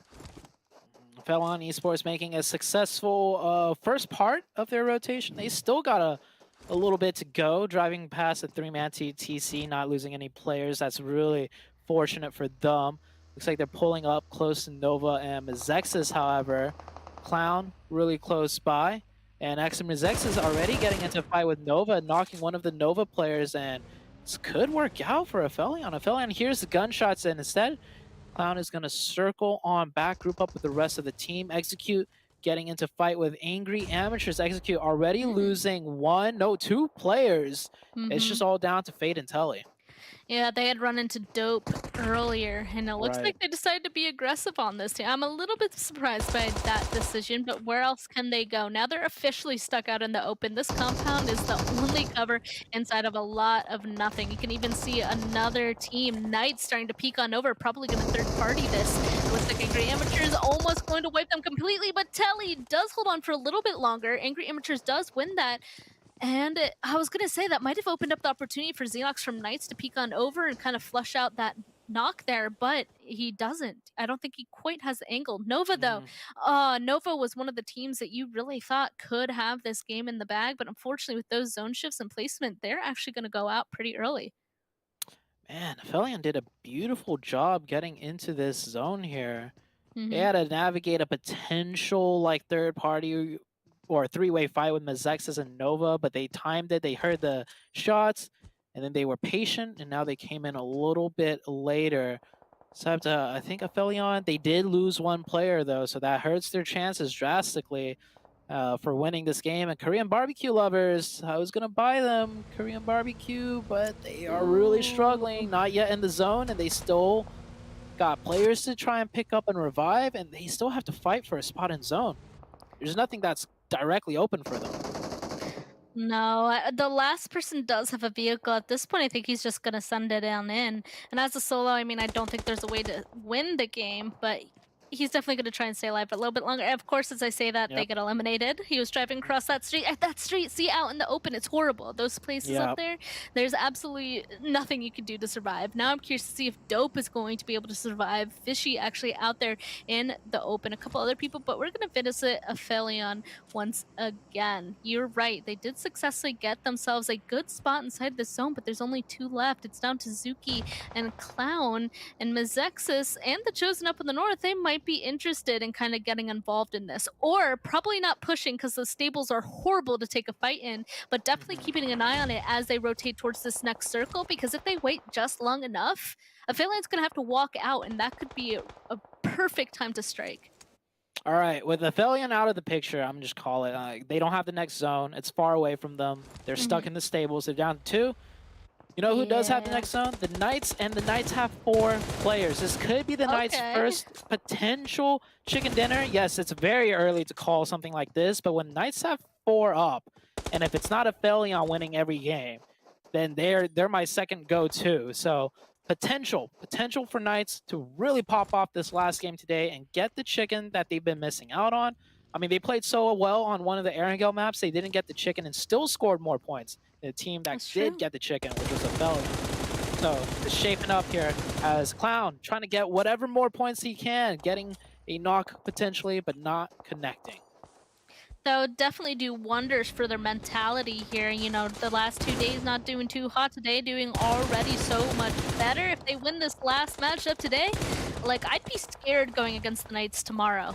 Looks like MEZEXIS, they did in fact try to stay out in the open to watch that stables where APHELION would be coming out of, but it did not go in the way that they thought. APHELION's going to be getting knocks onto them. Flawless got knocked, and I think, yep, you can see his teammate leaving. There's no way that that res was going to happen. APHELION successfully so far pushing up to one of the little warehouses right on the side of San Martin. I just need to see if they're going to make it fully, because MEZEXIS is still in the way, and 4Bros still has all 4 people up.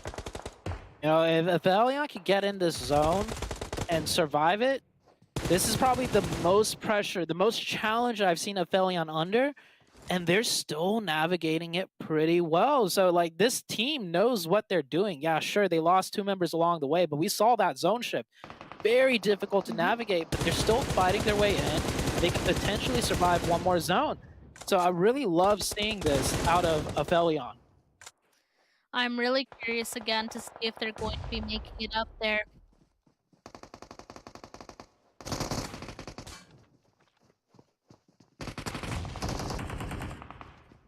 And there's a lot of people down here actually to the southern side as well. We can see a lot of people kind of condensing now right on top of each other. Unfortunately, I think it's HQA right in the middle of it. APHELION finally becoming eliminated. That's what we were kind of looking for. We didn't think that they were going to win it, so they're not going to get the 4 games in a row for a day. A lot of people being eliminated right after them. This is definitely the elimination zone, right when there's way too many people to be able to survive all on top of each other. Somehow, HQA holding on for now. They're actually surrounded by 3 other teams. I'm surprised that they're able to stay alive so far.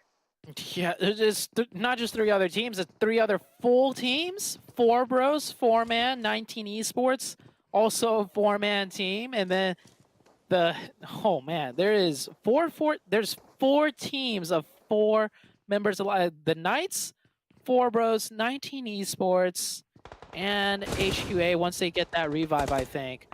Oh man, this is gonna be a crazy game. And we also have Xenox, if he makes it in, he makes it in. And oh, there we go. Angry Amateurs. I was gonna say they're about to come in too, but they gotta crest over that ridge.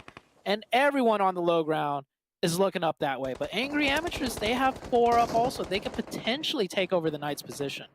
Yeah, I noticed earlier that they still had 4 up, and I kind of liked what they were doing since they know that inside of San Martin is just going to be like absolutely crazy. They decided to stay far away as long as possible, but now sending it on in, it looks like Coop's going to be able to rip DIY off of that buggy. He wants to make sure that nobody else is going to get close. Oh, Reppin goes down as well. Unfortunately, Angry, they were playing really safe and careful at first, and there's such a huge chance of keeping 4 up for this long could absolutely dominate, but they're ripping them apart. Only 2 of them are left. Yeah, Coops is so good. He knocked that player off the buggy, got the confirmation before it gets stolen, and just threw a casual molly right on target to force that player out. All in one swift movement, and he's about to get the full wipe. 4 eliminations for Coops. That's a 1v4 right there. He took out the entire Angry Amateurs team. He held down the left side all by himself, while the rest of his team was trying to get, the revives going for, I think Spec got knocked and then another player got knocked. That's a 1-man army right there. Coops just doing it all on his own.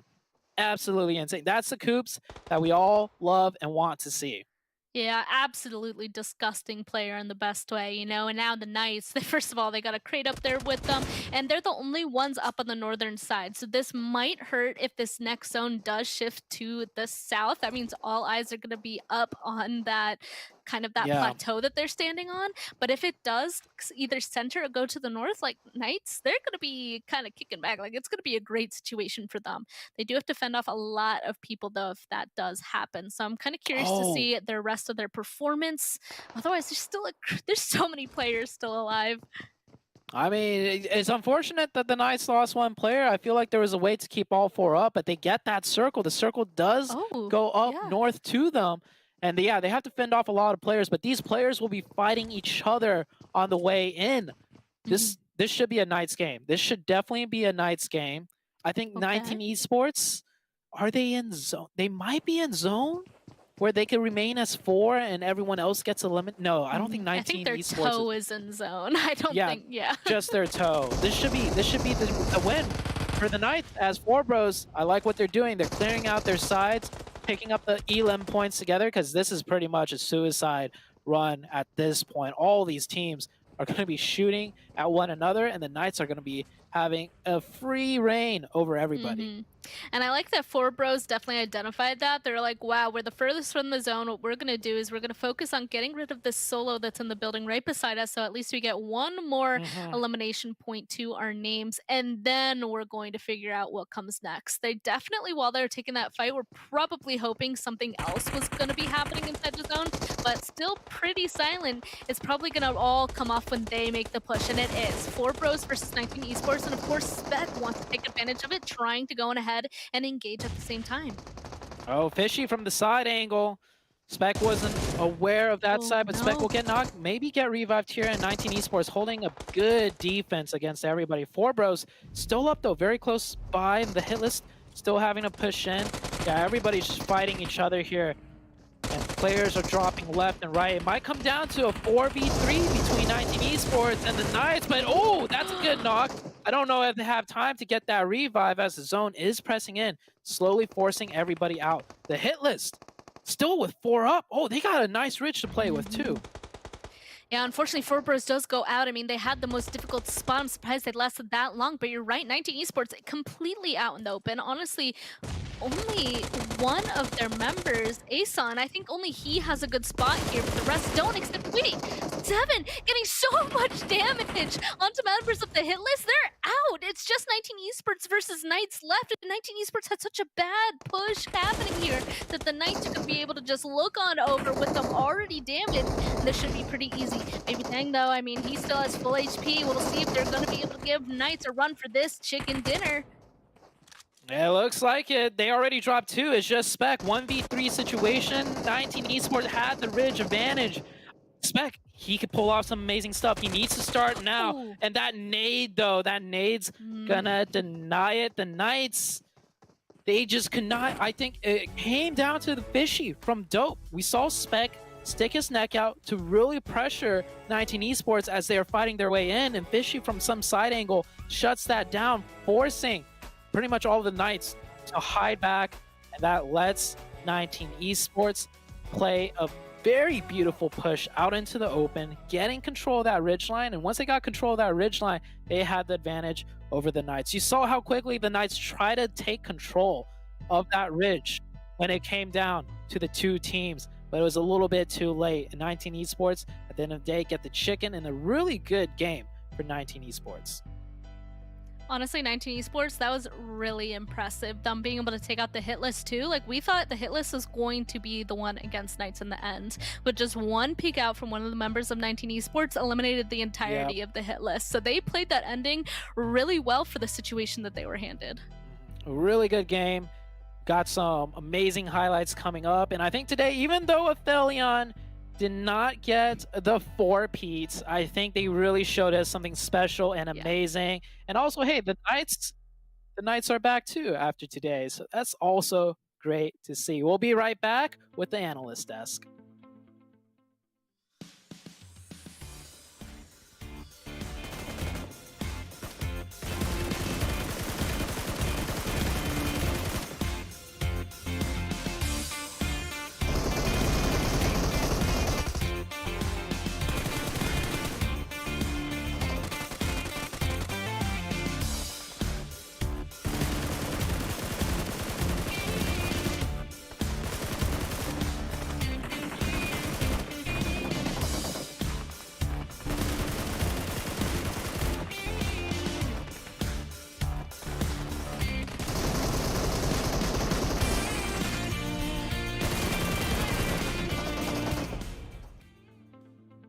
And that's the game. Oh no, dude. You know what Whose fault why is it? this is happening, right? Yeah, I do know. I do know, man. Oh, you hate to see it. Sorry.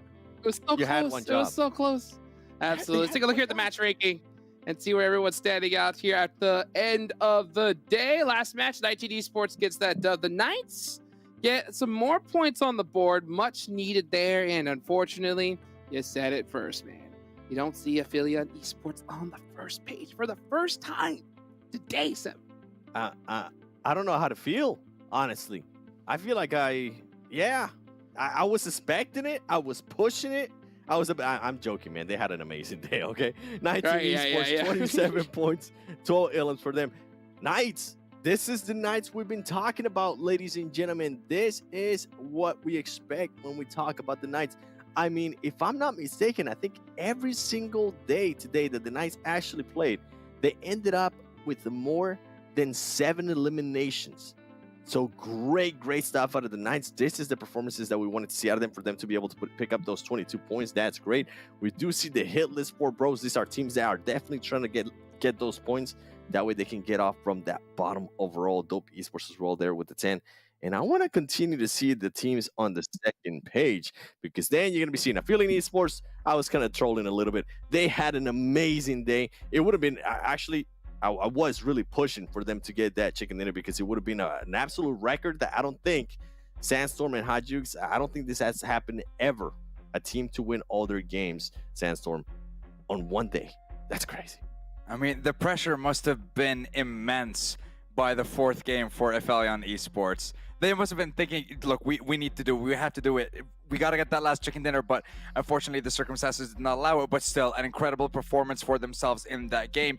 HQA Esports only managing to get themselves 2 points, but again, some of the teams that we mentioned before, Korean barbecue lovers, most wanted, these guys are the teams that needed to perform in today's games to alleviate some of that pressure going into the 4th day of PMPL North America here, guys.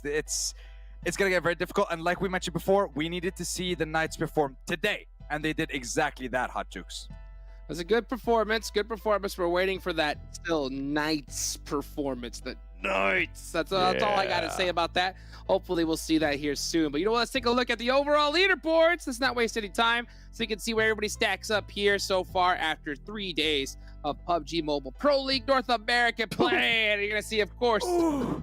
Oh, Jesus. Oh, 7, 6 chicken dinners.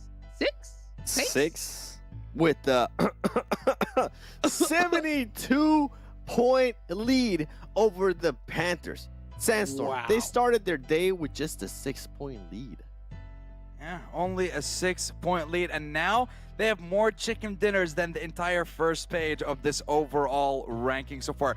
They were behind on eliminations compared to the Panther squad, but now they are clear ahead of everyone competing so far. Ace of Spades, though, I don't have to say, these guys, very good performance from them to at least consistently gather points throughout every single one of those games. Now then, they're in that 3rd place spot. 19 Esports, after being able to steal away that chicken dinner towards the end of the day, they're now in 4th place. But ladies and gentlemen, finally, we are seeing Pittsburgh Knights on the first page.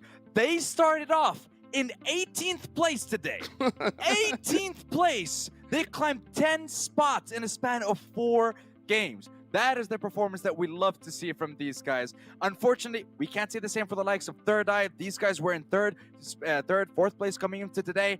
They fell off a little bit, but we want to see what's going on when it comes to the 2nd page as well of the overall ranking here. 7 back-to-back. What happened to them exactly? Talk to me.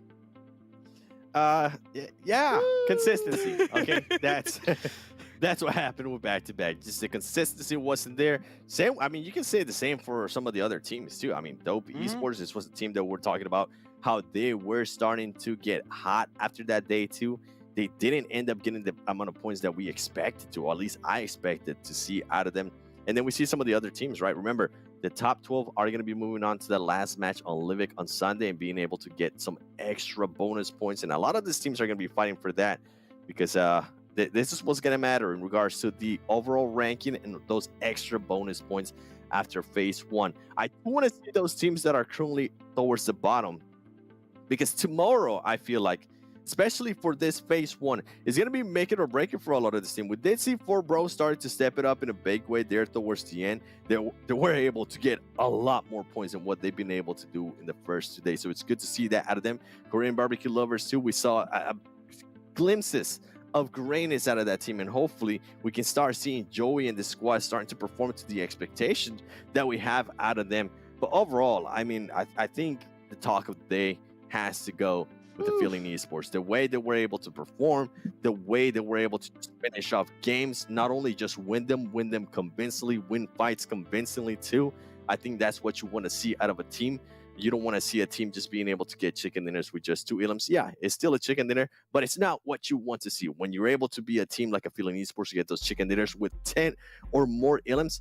That's what we expect. And I mean, but in a way, a lot of teams got to be careful because today a beast has awakened in Knights Hodges. And we know what that beast can do when it's fully up and running. It's going to be interesting what's going to happen tomorrow. When that beast starts going, it starts going indeed. And I think we saw a little bit of a taste of it, a little scratch, because I mean, man, 10 placement points or 10 places, you know, in just 1 day, that's a heck of a performance right there. I got to say one thing though, Seven. If I were to talk to you before this PMPL started, okay? And if I were to say, hey, Seven, I'm going to make a little wager with you. Let's call it some UC. How much UC would you put on the line if I were to tell you, hey, APHELION Esports in 3 days will have more points than the Knights and back-to-back combined. Yeah, I would have been like, "You're crazy, bro." I'm not You doing would have that went like bet. this. You would have went like Yeah. this, I'd be like, right? I'll put all my chips in there, right? No problem. Yeah. I would have. You know me. I would have told you you're crazy. Yeah, I mean, absolutely insane to see right here. What a crazy performance. So let's talk about who the MVP of the day is gonna be. Who is it gonna be from APHELION, huh? That's my question. Is it gonna be Trick? Is it gonna be Clown? I don't think. I'm thinking. Hold on. Before production, don't show it yet. All right. And by the way, for everybody watching, please tweet at us right now. Hashtag Yes. PMPLNA. Let us know before we show you who you think is going to be the MVP for today, because we love having this prediction. I think APHELION did have a great day, but Knights, all right? Knights might end up stealing that MVP with the way Coops was playing today, because Coops showed up. Coops got those illims. Coops showed them why he's considered to be one of the best players of America. What do you think about that, Sandstorm? 100%. I'm all in. I'm throwing all my chips in there. 100%. I think Coops has performed incredibly well, and I think that 10th place climb for the Pittsburgh Knights definitely would give him the MVP. Yeah, Coops had a great performance, But but he didn't have a 3 chicken dinners in a day performance. You know what I'm saying? So, bro, you just I love Kanye Coops. West. but come on, you know? Come on. Let's see. Okay. Ooh, okay. Let's see. Hold on. I've Show got- us that. I'm gonna show go with us that Tricks. MVP. I'm gonna go with Tricks. Let's see, who is it gonna be? Who is gonna be the MVP? Let's take a gander. It's Hey, there it is. Let's go, baby. This is it. This is the man that tweeted out. Oh, it's good to be on top, but it's hard to stay on top. Guess what? Today, my man Coops, you are on top. 3,354 damage, 17 ilms, 24 average survival time. This is why I was mentioning be careful when you wake up the beast. For all those little trolling people on that YouTube chat saying, "Oh my God, this is not the same night. Oh no, this is not the right night." Aha. This is what happens. You just got to give them a couple extra days. But the big question mark becomes, can they continue on this performance tomorrow and the day after that? Or are they also going to continue to have certain bad performances? I mean, you never know. What you think, Dukes? Where's this Coops been? Huh? Where's he been? Huh? I mean, Where was he the last 2 days? he was the only one performing for his team. We got to say that. Everybody else finally stepped it up and gave him some support. Okay. All right. Well, it's good to finally see the Knights starting doing Knights things here. What a great day overall. We got to see APHELION Esports, a new squad, really rise from the ashes and give NA the competition that we so desperately need. The better every single team gets, the harder the competition gets, the more of the beast of NA gets unleashed. And of course, speaking of unleashing the beast, let's talk about Monster Energy. That's right, our official energy drink partners here for the PMPL. Remember, guys, of course, again, follow those socials. Use that hashtag PMPL and they talk to us. Tweet at us. Hot Jukes, the 7 Worlds Game, Sandstorm. Easy retweet, guys. Easy retweet. Of course, make sure you hit that subscribe button so you know what to do, guys. Thank y'all so much for watching the show. We will catch you guys tomorrow for some more PMPL action. Thank you, guys, and we'll see you later.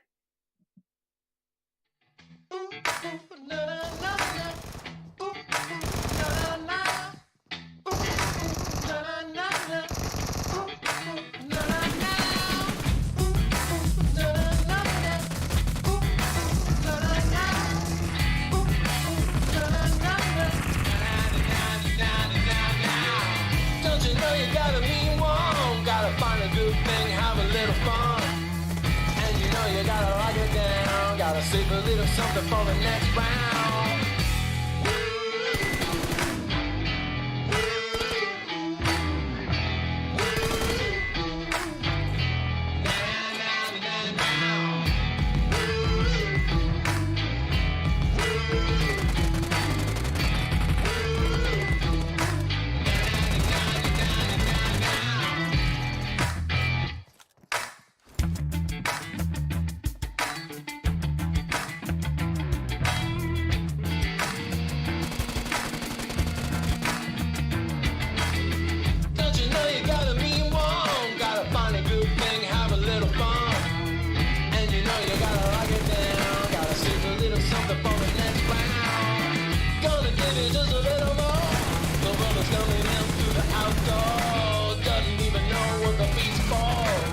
Get your freaky body on the dance floor.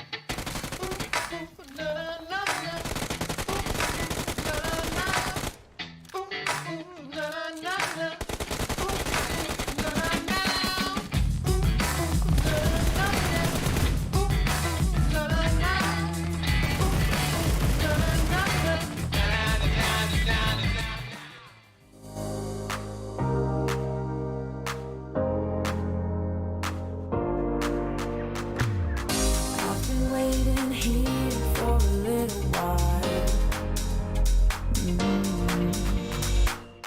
Keep me on my toes, 'cause that's just your style. Baby, can you make your move? 'Cause we don't have forever. Baby, I could take your pain and turn it into pleasure. Into pleasure. As grow stronger. Can you feel it the same way I do? As time goes by, I can't wait any longer. Just say that you'll be with me too. As time goes by, my love grows stronger. Can you feel it the same way I do? As time goes by, I can't wait any longer. Just say that you'll be with me too. Just say that you'll be.